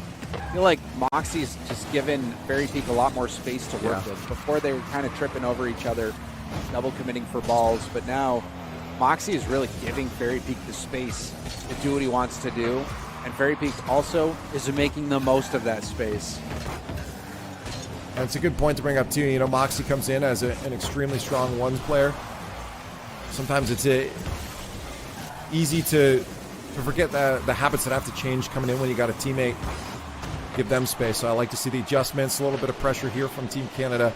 1 goal down with 2 minutes left, and it might end up being 2 goals down. Bang! Moxie finds an opening.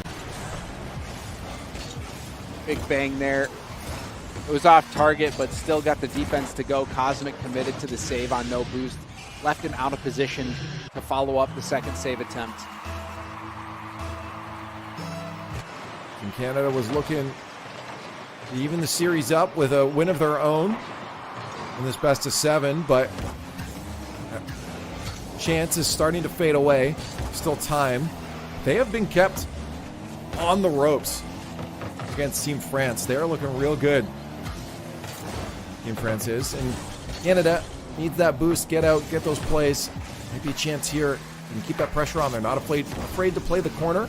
Cosmic's going to do exactly that. And Talk there for that read. The aggressive play we've seen work for them so well before is happening right now. On target. Off the post. Team Canada will try again.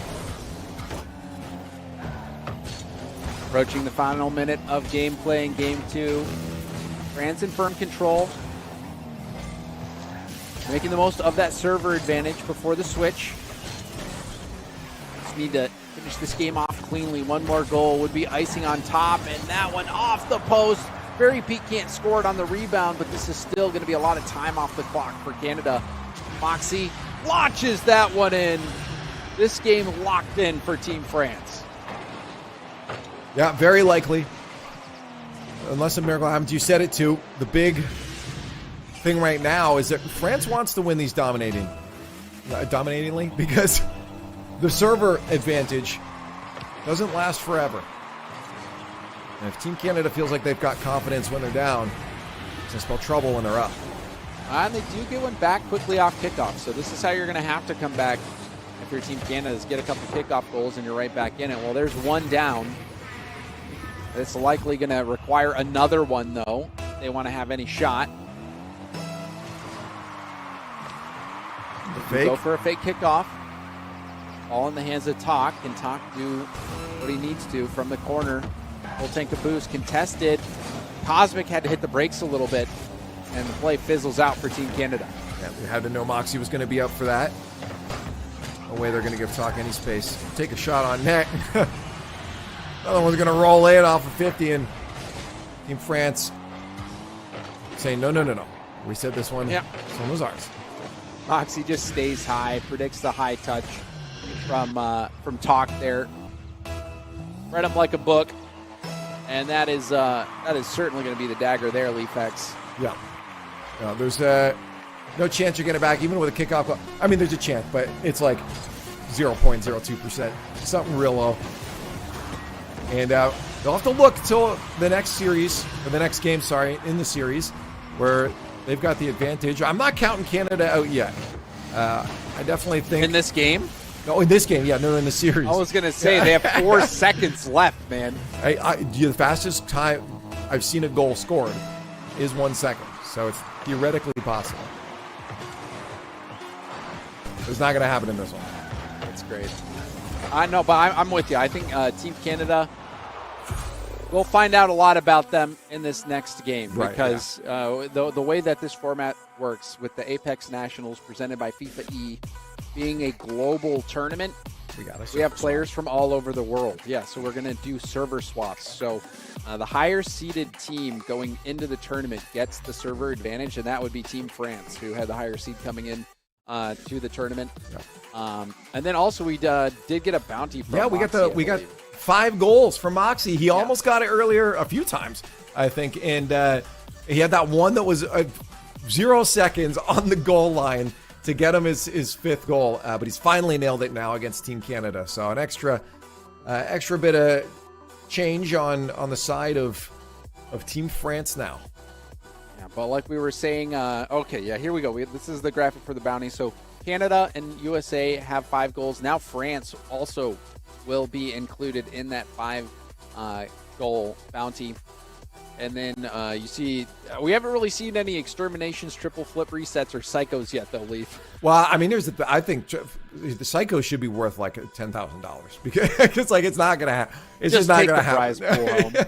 You just get an extra trip if you hit a psycho. Yeah, I feel like then everyone would just be going for psychos the whole time. But then they lose because it's just so hard, right? Because you give, if you hit it wrong, it's on your own half. You give the pass away. It's just the situations where it's the most efficient or effective play to make are minimal, which is why you see it less. And it's also, on top of that, harder to hit. So, yeah, it's going to be hard. Triple flip reset, maybe, but the pace that these guys are playing at, every single time you're on the ball, someone's there for the 50-50. It would have to be a perfect situation where the defense is on low boost, maybe. So, somebody demoed on the remaining player's low boost, and then your teammate has the ball on the sideball with a full tank.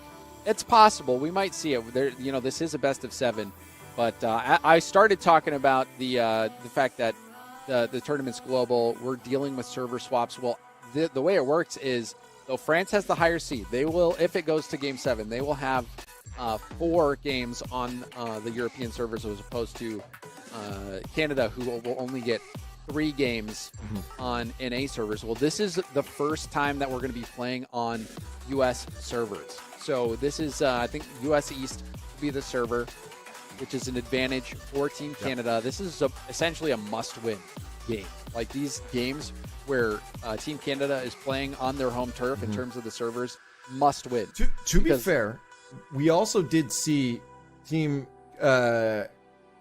USA take a series off, or a game off France, even not on their server. So it is possible, but you're right that it's you got to do it. But I believe both players from the US were on East Ping, whereas Cosmic is a West Coast player. Yeah. So West Coast to European servers, it's like an extra 50 ping, which you're talking about 190 ping versus 140, 150. It's kind of a big difference. So I think these, to me, yes, we did see Team USA take a game off of France on Europe servers, but the fact that Cosmic playing from the West Coast right now, must win. These games where you're on your home servers, must win games. Yeah, I expect that full aggression that we saw from Team Canada to start coming out now too, because they can trust their ping, they can trust the 50s, they can trust the fact that they're able to dive without that ball potentially rubber banding around them there. And you see it. Perfect kickoff. You got to get to the point where 50s are happening though.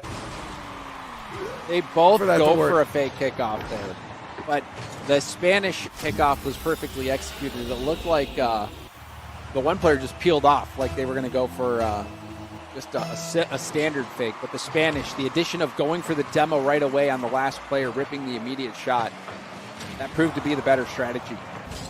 France starts game 3 on Canada's home turf right now, ping-wise, with a goal. Which is funny because Cosmic's ping is 80 and Fairy Peaks is 84. So it's like Fairy Peaks lives in Europe. How is that possible? The world is big. This is why I think Canada, California just must be far away. Yeah, I think that's why we see a lot of pros from the East Coast here. Canada stuck on the defensive half. Fairy Peak, air dribble up. Not with just enough boost to stop it, but the pressure's not off yet. Finally a chance to break out, but with no boost. Canada still struggling to get themselves down the other end there, though. Chain dash. Let's put some pressure on, but here's Fairy Peak and Moxie moving downfield, James. And good initial read there from Talk, not jumping too early. Does allow Cosmic to move in and get that clear Talk. It get demoed, but respawn, hitting it back up. Moxie, though, launching it all the way back into the corner, but Cosmic will get it back upfield and gets a nice 50, but will have to retreat out, having no boost. Mark's got a lot of boost now, though, alongside Cosmic. They're going to play together. Bump on one, and now it's a 1v1 onto Fairy Peak, but he plays that good. Ball still in the blue half, but France not shaken by Team Canada yet. A little bit of a musty off the backboard there. Cosmic wants to put the pressure on. He commits to the play. Canada equalizes. Oh, and this was great pressure from Talk. Gets the flip reset. Even clips the defender a little bit, forcing France into a bit of chaos on the back line. Easy cleanup there for Cosmic. Well done by Team Canada.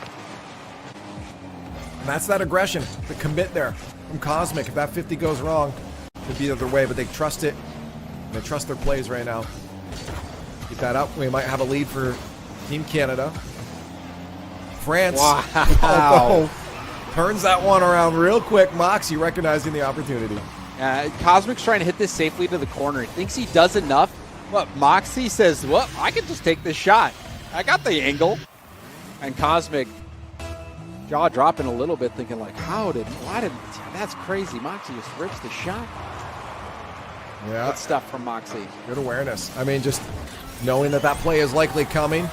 But a quick answer there from Team Canada. Doc gets the goal, but the setup from Cosmic. Just lots of stuff developing off kickoff. Really nice pass, though, from Cosmic. Diming up Talk. We've seen a decent amount of demos now in this game. I wonder, I feel probably only like 2 for a person right now, but you need for an extermination, 7. You need 7. Yeah, that's which doesn't seem like a lot, but like it really is. Yeah, it is a lot. I'm looking for another one here. Cosmic on the goal line. Trying to just psych out that defense. That's a good 50 center, and Talk's got full boost. Goes off the corner instead. Cosmic. It's just a little bit, but it's too long. Fairy Peak cut down that angle. 78 boost to start the play. I thought Moxie was going to go off the ceiling, but instead gets a 50. Still might work out. Fairy Peak double. What a read from Fairy Peak! He's a legend for a reason, James. He's been playing so well right now. Off that down. Angles just enough. I would have been flying way over that. But he knew that it would drop in front of the net. Angles and angles for Fairy Peak. That's the way she goes. Buddy's out for a rip. Off kick, then another kickoff goal for team. How many kickoff goals have we seen Honestly, in this series? So like many. 5. So many kickoff goals. This time going the way of Team Canada. Let's see if another one gets added to the scoreboard at the halfway mark. It's all tied up. Hawk will have it. I don't even get the angle, though. Oh, he does Another get there. kickoff goal. My goodness. How did he get the speed to get to this? He's tough. Oh, he was just ahead. Free flip. Okay, make it another one. Goodness gracious, how many kickoff goals are we going to see today? Chat, we get another one right now? Oh, He's got the boost. The reset off the bat. Goes back down to the ground. Huge 50 here from Moxie, but Cosmic's already up. Talk didn't cut across middle. I think maybe Cosmic was looking for a pass. Talk just wasn't there. Canada in the lead now. You were hoping this would be it, given the fact that they've got that server advantage now, to a degree, as you mentioned before. Cosmic still the same as Fairy Peak, and with that commit, chance for Canada, but speed from France. Wow. That I think. Oh my goodness! What? It finally goes in. 2 went up for Team Canada. Cosmic jumped a little bit late. Thought Talk would have the ball. That was a wild ride on that play, Leaf. Yeah, there's no way to hit the RNG button at that point. Bodies flopping around. Canada tried their best to keep it out after the mistake they made. Get themselves into that pickle. Now it's a tied game again. Moxie sends that one high, but it goes into the hands of Talk. He read that one. Brings it past the midfield. Cosmic just tries to keep the pressure on off the backboard. Talk off the ceiling, going for goal, and that one's intercepted by Fairy Peak. Moxie and contesting Talk will be able to turn. Can he get both the boost and the ball? Ended up having to hit the ball away. Maybe could have kept possession. Now shot opportunity for Team France, and Team France will capitalize. Talk, I think, got a little bit greedy, just missed hit in that situation where it was trying to decide between boost or ball. Decided, I want both. Ended up only getting boost, gave the ball up, and that allowed Team France to be in that situation. No, it's simply that. You're right. When you give away the possession like that, opponents can strike, and they do. Almost another kickoff goal for Canada, though. 45 seconds left. Not the dominating performance Canada would probably hope that they would have had, given the fact that they're on their servers now. In fact, it might not even be a win. It might be a match point for France. A sweep here would blow my mind. I would have expected this series to go pretty back and forth. And you know what I'm just thinking, Lee? What are you thinking? My predictions were just extremely good. Well, Remember yesterday? are you just I'm gonna like, France erase is probably yesterday? going to win.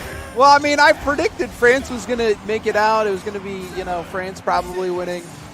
And right now, that's what appears to be what it is. Unless Team Canada can make something happen in this last second. Oh, it touches, and that's going to be game for Team France, who are up 3-0 in this best of 7. A chance to sweep Canada, win a lion's share of that prize pool, and also book themselves a ticket to the FIFAe Finals in December.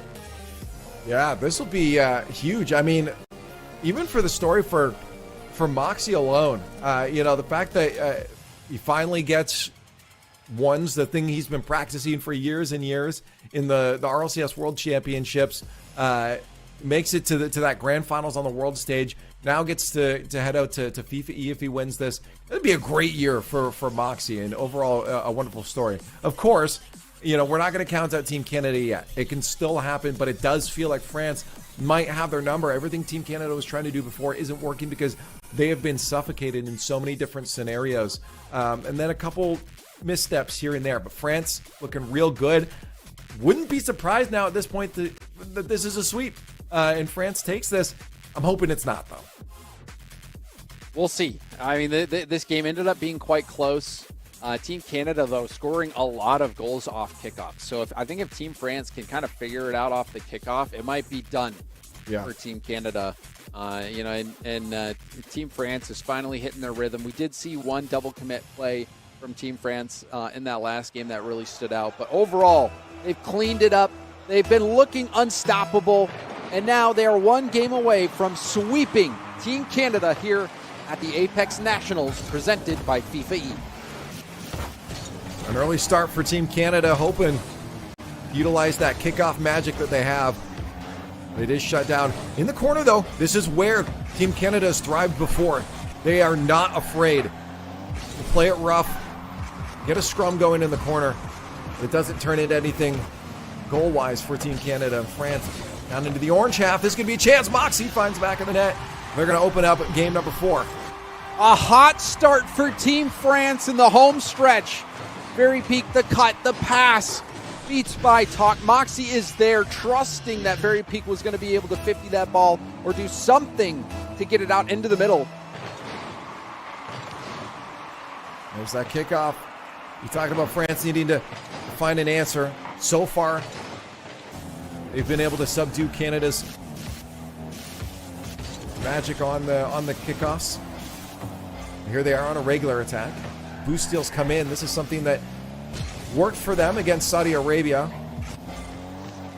France, and a little bit smarter, buys themselves some more time.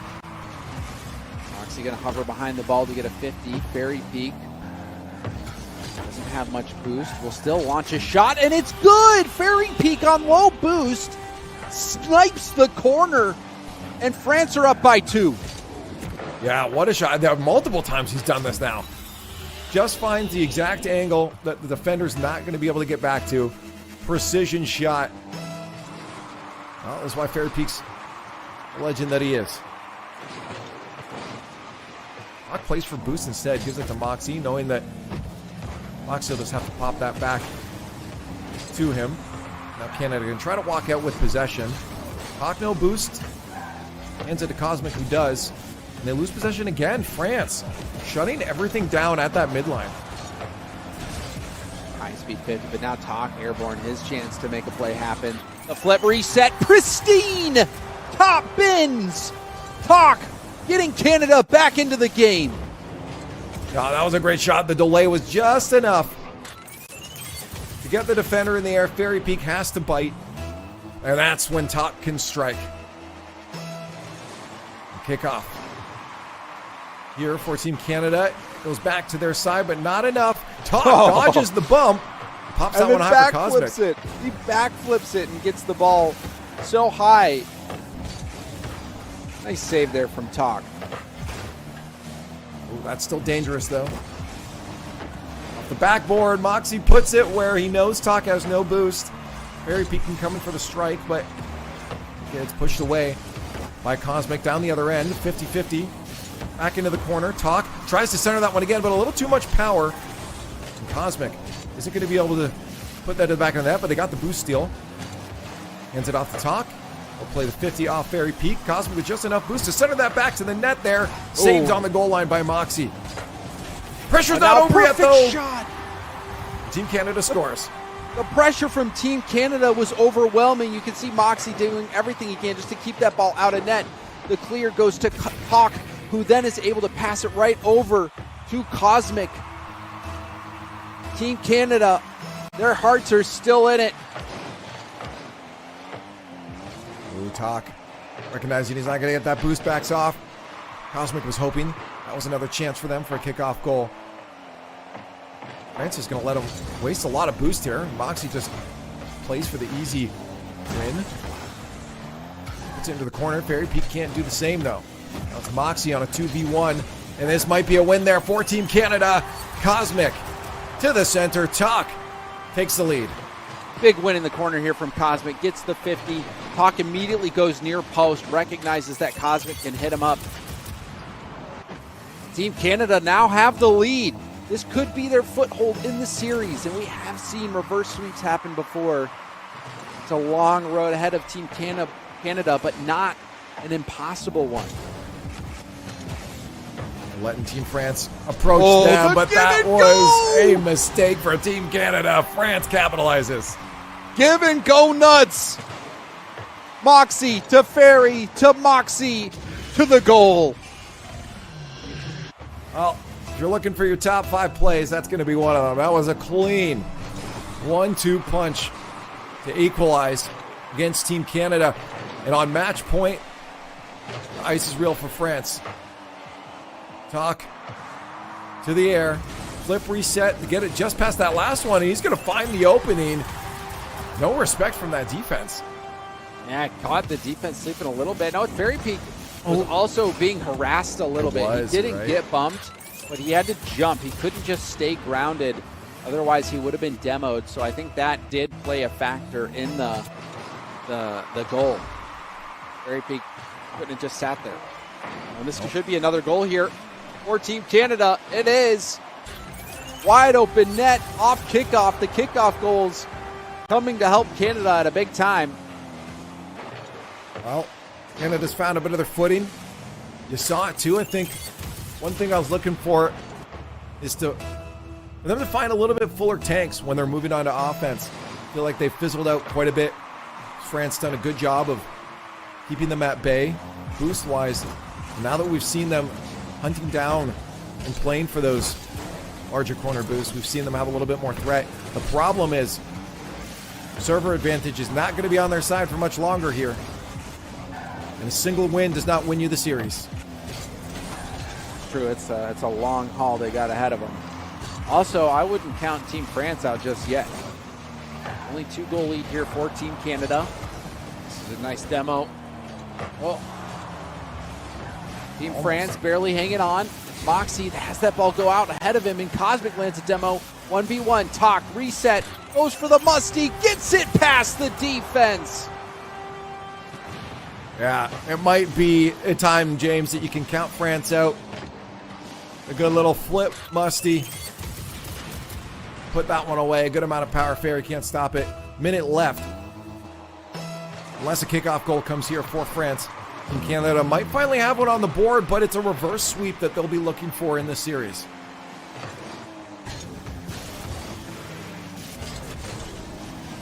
There it is. Boost. Reset, double reset.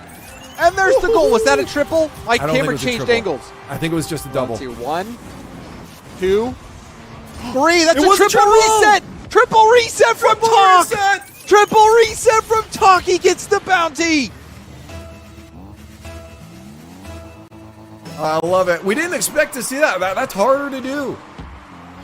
Let's go. They called it too, that he was going to go for it. Talk hitting the triple reset, claiming the triple reset bounty. Probably the only player that will claim it today. Team France do get a goal here to cut the deficit to just 3, but this seems like this game is going to be all Team Canada. Yeah, and that might have been a bit of what Team Canada needed in this series to get themselves back in the momentum, in the seat of things, back in the driver's seat to control this series. But again, I mentioned before, that advantage to keep things even here is not going to be there forever. Talk also has 1,384 points, so he would have completed the 1,000 point bounty. I don't know if, I think Canada's already done that. Yeah, I think he already scored had that. 6 goals, so he completed the 5-goal bounty. And also reset. hit the triple flip reset. So 3 of the 5 Talk was able to complete. That was insane. Yeah. So apparently they got all 3. So Yeah, didn't have the apparently fouls. they had already scored 5, but they did not have the 1,000-point bounty. And so in one game, Canada scored a triple flip reset, did score 1,000 points in a game, and scored 5 goals. They're updating in real time. Extra moolah in the pockets of Team Canada from that. And, I mean, if you are going to reverse sweep, that is how you get the momentum to start it, Leaf. That was a performance from Talk. No, it was great. This is what we saw before. We talked about him being that standout player in the series we saw against Saudi Arabia earlier. His reads were phenomenal, and he didn't stop. Part of the problem, again, was the fact that they couldn't stay on offense against France. And France was doing a wonderful job of just making sure that speed and the momentum that Team Canada was winning with before could not even start when they moved back down to France's side of the field. So now that Team Canada's broken through that, we'll see how France answers, but it is a reverse sweep that has to happen here. France is still at match point, and again, I believe, if I'm not mistaken, the servers switch again here. So That Team is Canada correct. That is correct. is not going to have that advantage anymore. Yep, so good shout on that. Team Canada did lose one of their 2 U.S. East games to Team France, but they did get this win on the last U.S. East before we go back to Europe for 2 more games. So the good news, I think, for Team Canada, or the silver lining on the server front, is that if this does go to Game 7, if they do bring it back, even though they overall got to play 1 less game on their region's servers, the deciding Game 7 will be on U.S. East should it go the distance. Right. That's going to be tough, though. I mean, the fact that France has kind of figured out their game plan and shut them down. There's one moment of shining breakthrough opportunity. I don't know if that'll continue. Maybe it will. Maybe this is the shift here, but France is going to be looking, James, for that answer real quick. They want to close it out. A lot of prize money on the line, but more than just prize money on the line, a chance to go to the FIFA Finals yourself in December in Saudi Arabia at Riyadh. A chance to witness the best Rocket League players in the world representing their nations to try to claim total victory. And if you were there in 2024, you saw how special it was. Saudi Arabia ended up taking down the powerhouse French team. Nobody thought that they could do it. Pulled off a huge upset. And now the players who win this series will get to go and watch the FIFA Finals this year themselves if they can pull off the win. I also like that fish cam. Can we bring that? That was relaxing. We have the Aquadome fish cam? Yeah, That was good. I like that. yeah, you know what kind of fish that is? That was a I have no zebra idea. fish. Oh, yeah? Yeah. I'm guessing it looked like a zebra, so, and I know there's a zebrafish. But I think they have, like, zebrafish have a lot more, like, things coming off them. They're spectacular looking fish. Yeah, they are. That they are. Cool looking fish. You know, Oh. I bet that fish could triple flip reset. Maybe not, but No, I mean, I put that's- my money on it. My gameplay is looks like a fish. It's flopping around. That's what. The Leaf X flop. That's what why I you would love look the like fish doing so a much, triple yeah. flip reset. But yeah, Dude, no, the triple flop reset. That's what you do. that's Well, if we can get to the second flop, but yeah. Anyways, I don't think we're gonna see that again. That was a very you said it too, a very rare moment. That was just had the space. You got the setup, perfect boost off the sidewall. No one's there to challenge you. Go for it. But there's no need to anymore. You got the bounty. It's only if the opportunity arises that you do that. Yeah, even if Canada does not get the win here, even if they are eliminated, Talk will at least have that clip in his back pocket getting to peek on Moxie, who was the 2025 Birmingham Major Champion in 1v1s, and also Fairy Peak, the Season 7 RLCS World Champion. You know, a very rare opportunity to get such a prestigious clip. And Talk was able to make it happen. So good stuff from Canada. But we are back on the EU servers. The players are joining up. It looks like everybody but Moxie is in the lobby right now. So we will be getting back into the game very shortly. Team France on match point right now. Leafx just one more game, and they will have won it. Yeah, I don't doubt that they're going to come into this with a good game plan and take it. I would not be surprised if they win it. I'd be more surprised for the reverse sweep, just because, well, first off, that's harder. Also, I don't know if this momentum that Team Canada grabbed from that last game will continue on. They had that that breakout chance to get themselves enough resources every time they move on to offense, that's going to be shut down. Again, you have to know that an answer is going to come out from France coming into this this next series. Do you know what kind of fish that is? That's an Aquadome fish. And we are here on Aquadome, potentially to settle the matter between France and Canada. Let's kick this one off. France on match point. Canada fended off defeat last game, thanks in large part to Talk's incredible gameplay where he secured the triple flip reset bounty. And now we see, though, Team France, the first one to score yet again. Team France getting out to a good start. Yep. What a boom. They've led the series before. Talk couldn't get the read. An easy cleanup there for Moxie. And France, while in the lead, have to watch out for these kickoffs for Team Canada. We've known them to handle those quite well. They were shut down a little bit more on those kickoffs in the last series here, but oh my gosh. Triple tap off the backboard. France takes the lead. That was filthy. Gets the reset. Reads it off the backboard. Mwah, chef's kiss. Yeah, that's not the start Team Canada's looking for. Especially when they're down a series. That 3 in a row now. 1 goal every 10 seconds for France. And Team Canada, this isn't looking good. This is looking about as bad as it can at the start of a game. Team Canada giving up another goal, down 3-0. We're not even 30 seconds into this one, Leave. Yeah, a bit worried for Team Canada now, especially given the fact that they've lost advantage and they've got a long way to go. This is going to be a hard mental game for them. Being down 3 goals right off the rip, not the best. Almost a fourth there, Moxie. Get past those 2 defenders. Now we actually have some gameplay on our hands instead of kickoffs. But Moxie, the speed to rip that one on net. Canada barely keeping that out, and they're going to hurt for boost soon. We do finally get a corner one there.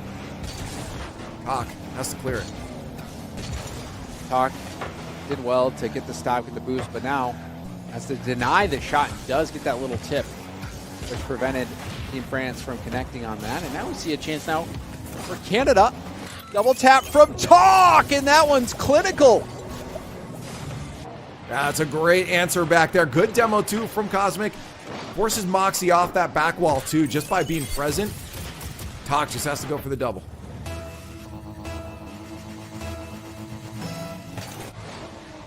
That shot from Talk for Moxie. Will have possession off kickoff. Cosmic tips it back. Moxie plays it off his touch and goes for a dribble instead. The 50 will launch high in the air. Cosmic first to it. Trying to read the double tap. Cosmic on the double tap. Cuts the lead down to just 1. Well, Canada can do what France can do and get those goals right off kickoffs. Great speed to that. Good precision. Jeez. Canada's not out of it yet. Big response from Canada. I thought after the 3-goal start. Oh no, that's disastrous for Team Canada. The kickoff goals continue. France gets their 4th. What a 50 from Fairy Peak. 2 in a row. That was so weird. Yeah, it was like Fairy Peak was going for a fake, but then side flipped to hit it off the player who was also faking. That was crazy. I don't know how much of it was calculated, but I'll agree with crazy. He kind of fell into the second one, but yeah, at least he forced it through. I bet you that was the plan. 2-goal lead back in the hands of France. Going for the straight down. Oh, that should have been another goal for Team France. Doc didn't have the boost or the read. Team France very easily could have picked up another goal there. Now 2v1 for Team Canada. Moxie deflects it off to the side. It's a double. Buys plenty of time for Fairy Peak to get boosted up and back in position. Yeah, it was an odd play there. Maybe Cosmic goes for the pass to Talk instead of playing it low. Talk had no boost. That's why Moxie jumps up, reads, intercepts. France on the attack now. That halfway mark approaching. We finally got the clock going down. No kickoff goals, but might have another goal here for France. Talk can't get it. Fairy Peak's going to find the net. Doesn't miss those ones. And at the halfway mark, 3 goals down is Canada. Yep. Talk Had to lock in the trajectory, had no boost. Even a small pad would have been enough for Talk to get that extra little bit of adjustment to hit that ball to the side. But being on 0, playing with fire, and unfortunately for Talk, he got burned on that read. And Team France now have a 3-goal lead with less than half the game left to go. Might see another goal here. Fairy Peak denied on the goal line. And then down the other end here. Cosmic just goes off the backboard. Give me enough boost for Moxie to clear that away. Talk was trying on the attack, and that's just going to be a long field shot off the post. But not the side of the field that Canada wants to be on to work their way back. Working some magic there, getting that ball out to the middle. Moxie has the corner boost spawn for him, ends up leaving the ball. A little bit of pressure on Fairy Peak to make the stop, and now Talk trying to cook. It's the 50. Safely back to the corner. Fairy Peak is going to grab the corner boost and gets the touch. Great play there by Fairy Peak. And now France is going to have a move down the other end of the field. Moxie goes for the 50 instead of the boost. He'll need that to get himself back to the defense. Fairy Peak trying to buy some time. That ball in front of the net. Moxie does get in the way of Cosmic. I don't know if he had the angle anyways, but Canada on the attack. Talk just grabs the 50 and shuts that one away. Big man Talk. So speedy. Fairy getting dusted on that play. Talk chasing the ball down. And it is not over yet. 1 minute and 22 left. That is plenty of time for Canada to get to. Especially off a kickoff. There it is. Fake back to the corner to Talk. I think get best control off of it. Moxie's going to be able to approach him. Talk needed 2 corner boosts to get this play started up. He'll get it just into the air there for Cosmic to maybe start the attack right after. That's off the post. Fairy Peak will have boost and possession. Cosmic can't shut it down. Talk has to be careful. Talk has the corner. Cosmic now will wait for his turn to go in. There's a little bit of space to Fairy Peak. Forces the ball out. Talk pops it high. Moxie waiting for it. Over to Fairy, who picked up the mid boost. It's a race. Talk will be there first. Cosmic pokes it over. Fairy Peak as well. Ball bouncing out to Talk. And now cleared all the way out. Precious seconds ticking away. Team France just 30 seconds away from claiming total victory here at the Apex Nationals. Woo! Oh, brother, Talk! Talk is not going to let it happen that easy, though. Past one. Moxie stood no chance here. Double off the back and the ground. It's the double tap off the backboard and the ground is diabolical. Can Canada do this? I mean, it's plausible now. Cosmic got the boost too. With the demo, they might have a chance. Moxie just tries to kill some time here as they're 1 goal in the lead at match point. Canada, James now with the final 10 seconds are looking for that equalizer. Big boom downfield, huge play from Fairy Peak. Lots of pressure on Cosmic to get the save. Back pass, no, leaves it for Fairy Peak, who gets full boost. Off the ceiling, off the backboard, collected by Talk. Will we see a miracle? Down the other end of the field, Talk just gets beaten out by Moxie. Cosmic keeps it alive in front of the net, and France will be your champions at the Apex Nationals, presented by FIFAe. France, we knew that they had it in them at the beginning of the event. Just looking at the roster, Moxie, a major winner, a contender for the World Championship in 1v1s. Fairy Peak, a former world champion. You knew that they had everything that it took to become the victors, and they did it. They looked fantastic today, cleaned it up quite a bit, playing as a unit, clutching up when it mattered. Team France, an amazing victory, and now not only will they get a lot of prize money, Leaf, but they will also get to attend the FIFAe Finals in December 15th through the 19th, happening in Riyadh, Saudi Arabia. They're going to get free tickets to go out and experience the magic themselves. Yeah, this is, again, we talked about Apex last year, and we had FIFAe on in the living room, and all the players are watching because it was exciting gameplay. This is the second round of it now, and being able to go to it and see it firsthand is going to be really exciting for these players. Again, shout out to the Team Canada and all the other teams that attempted this. We had some really close and incredible series across the way here, and Team Canada was one of those.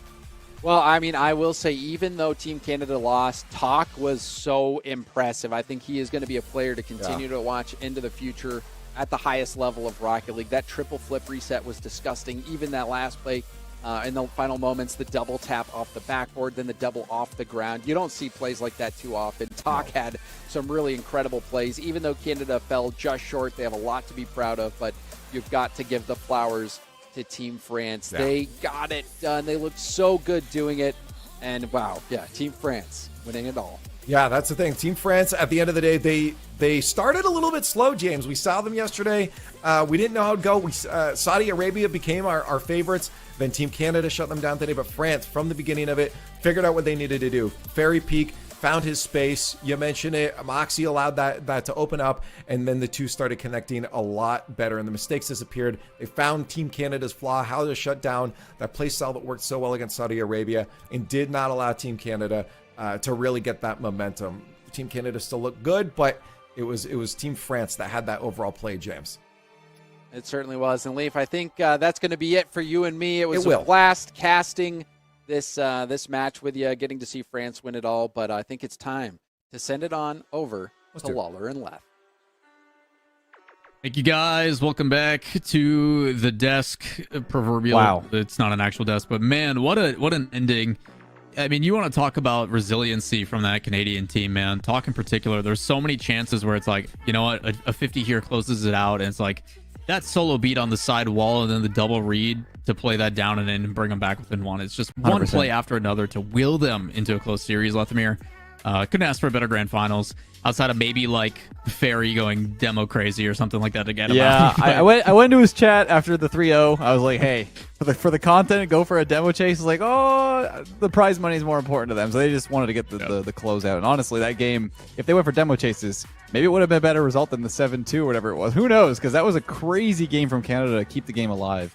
Yeah. Overall, storylines were fantastic. I mean, we saw a dominant Cresper and Nobu on the first day to beat out France in that seed 1 on Group B. But then today, Canada beats Cresper and Nobu, but then ultimately loses to France, who it's been basically a love triangle between the three teams. It worked out perfectly for France. They kept stoic. You know, Moxie has a really good mentality on his mental head on his shoulders. He doesn't take losses too hard mentally. He's right back into it.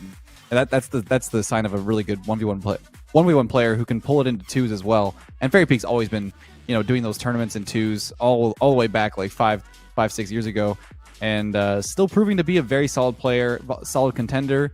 And congratulations to those boys because they played really well.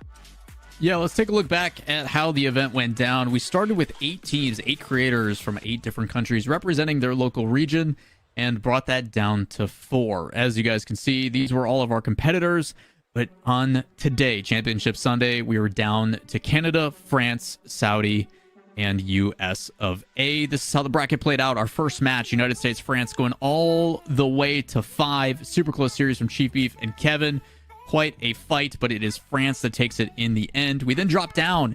Again, low seeds battling through both of our top seeds. It is Canada that came out swinging. Very aggressive. Cosmic really found his form in that series, and it was just too much for Cresper and Nubo. Unfortunately for them, they do concede, which then gave us a grand finals. We're curious, how is it going to play out? Is France going to be able to match the pacing? And they did exactly that. Very confident play across the board. Still some highlight moments, some bounties unlocked from Speaking both of bounties. sides. Yeah, the triple flip reset, man. You Let's give look the at the guys bounties the real quick. space. Yeah. It is nuts. Like we've got the 5 goals and the 1,000-point game from 3 of the 4 teams that played today, but man, did I not expect the triple flip reset to come out in the grand finals and in such a fantastic fashion to bring back a game in the series for Team Canada. So congratulations to Talk and Cosmic getting that extra $50 for their team. Still a very solid prize pool portion for them. I think it's $11.50 as a team. I'd have to go look. I mean, Math. it's on 1,000 the plus Wikipedia. 150. 1,000 plus Bracket in 150. I got the math. I'm good. I'm an engineer. I can count. But yeah, what an amazing run from both teams to make it to the grand finals. Like you said, both seed 2s coming from their groups, making it and battling it out to the grand finals. So France coming home with that $2,000 and the trip to FIFA World Cup. That is my bad. Yeah, congratulations to those boys. Fairy Peak and Moxie take it. Yeah, a couple last things to do on the checklist before we close it out with you all today. And as always, thank you guys for joining in and tuning in with us on the plethora of channels. It's been an absolute pleasure hanging out. Massive thank you to all of our competitors, first and foremost, for all the people that not only signed up and played in the qualifiers, but also the creators who stuck around and streamed. It's not something we required. It's just something that it's like if you're making content, might as well have fun with it. My favorite part is being able to go and listen to the French comms. You and I joked about that in the green room, where it's just like bunch of French. Nice, let's go, and then it just pops off and then back straight to French that I don't understand. So there's some languages that translate no matter what. So yeah, pulling off an event, to everybody. Pulling off an event like this worldwide was difficult but rewarding. Seeing the world come together in a way like this for 2v2 creator kind of mash up with pro players who qualify through the 1v1 tournaments in each of the creators tournaments. It came together super well. I think it was exciting for us to watch, even behind the scenes today, behind the desk. I hope you guys enjoyed watching, and hopefully we can do more like this in the future. And once again, yeah, thank you to everybody for coming along for this journey. It's been quite a bit of planning to make this happen, and I hope you guys enjoyed the bounties too. I know that I talked to Ferry a little bit about some of the bounties not being as worth it since the competition was so high in this tournament, which makes sense. So we'll definitely take that feedback and hopefully come up with a little bit of a better system. But overall, the bounties were a fun little twist on the gameplay. And it was really, really exciting when we saw that triple flip reset, or also just the 1,000-point games, because that's hard to do in a competition. So big ups to the players who made it in the grand finals and still are hitting these bounties that are difficult to reach. Yeah, you guys can always tweet at us, whether it be us personally or at the Apex RL on Twitter. We're always interested to hear adjustments and feedback and stuff. There's no guarantees of being able to do these events in the future, so we will try to innovate and adjust as time progresses. It is always appreciated, but massive thank you, obviously, to our partnership with FIFAe. Without them, this would not be possible. Again, we've alluded to it. This is just the appetizer for what is the main course for the FIFA World Cup finals in December, but just around the corner on Wednesday next week, on the 12th, there is going to be the lottery system. This is where the teams are going to pick in a draw, basically a bunch of names in a hat. I actually don't know what kind of crazy production they're going to plan. I'm sure they'll do something nuts. Something insane. As always. Yeah, but for sure. It is going to be randomized teams playing against each other for when it comes into that main event in December. And alongside them, Barry Peak and Moxie going to be watching in person. So pretty cool stuff. Congratulations to those guys. Massive thank you again to FIFAe for putting it and helping us out, supporting this event so we can put on one last off-season tournament before we get into RLCS in just a week. If you want more info, go to FIFA.gg. You'll see all the information on the upcoming tournament and the draw. So definitely check it out. Yep. Yeah, thank you guys. Apex in chat as well. We'll pop up that link for you guys too. 100%. In the description on YouTube. And yeah, thank you guys for joining once again. It's been a pleasure being your host, your co-hosts. And what a tournament. What a showing. Yep. Some crazy storylines. Yep. Any other thoughts? Any other feelings? Any last words you want to say before we pack it up and head out? Hi, Mom. No, honestly, it worked out really well.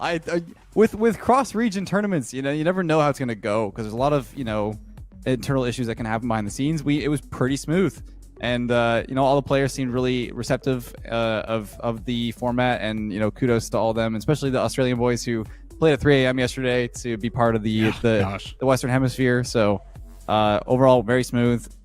Really appreciative of all the people that came for this tournament and for you guys watching at home. So I don't know. That's all I have to say. The huge thank you to everybody once again, to FIFAe for partnering with us for this tournament, and go watch FIFA World Cup, a FIFAe World Cup next month.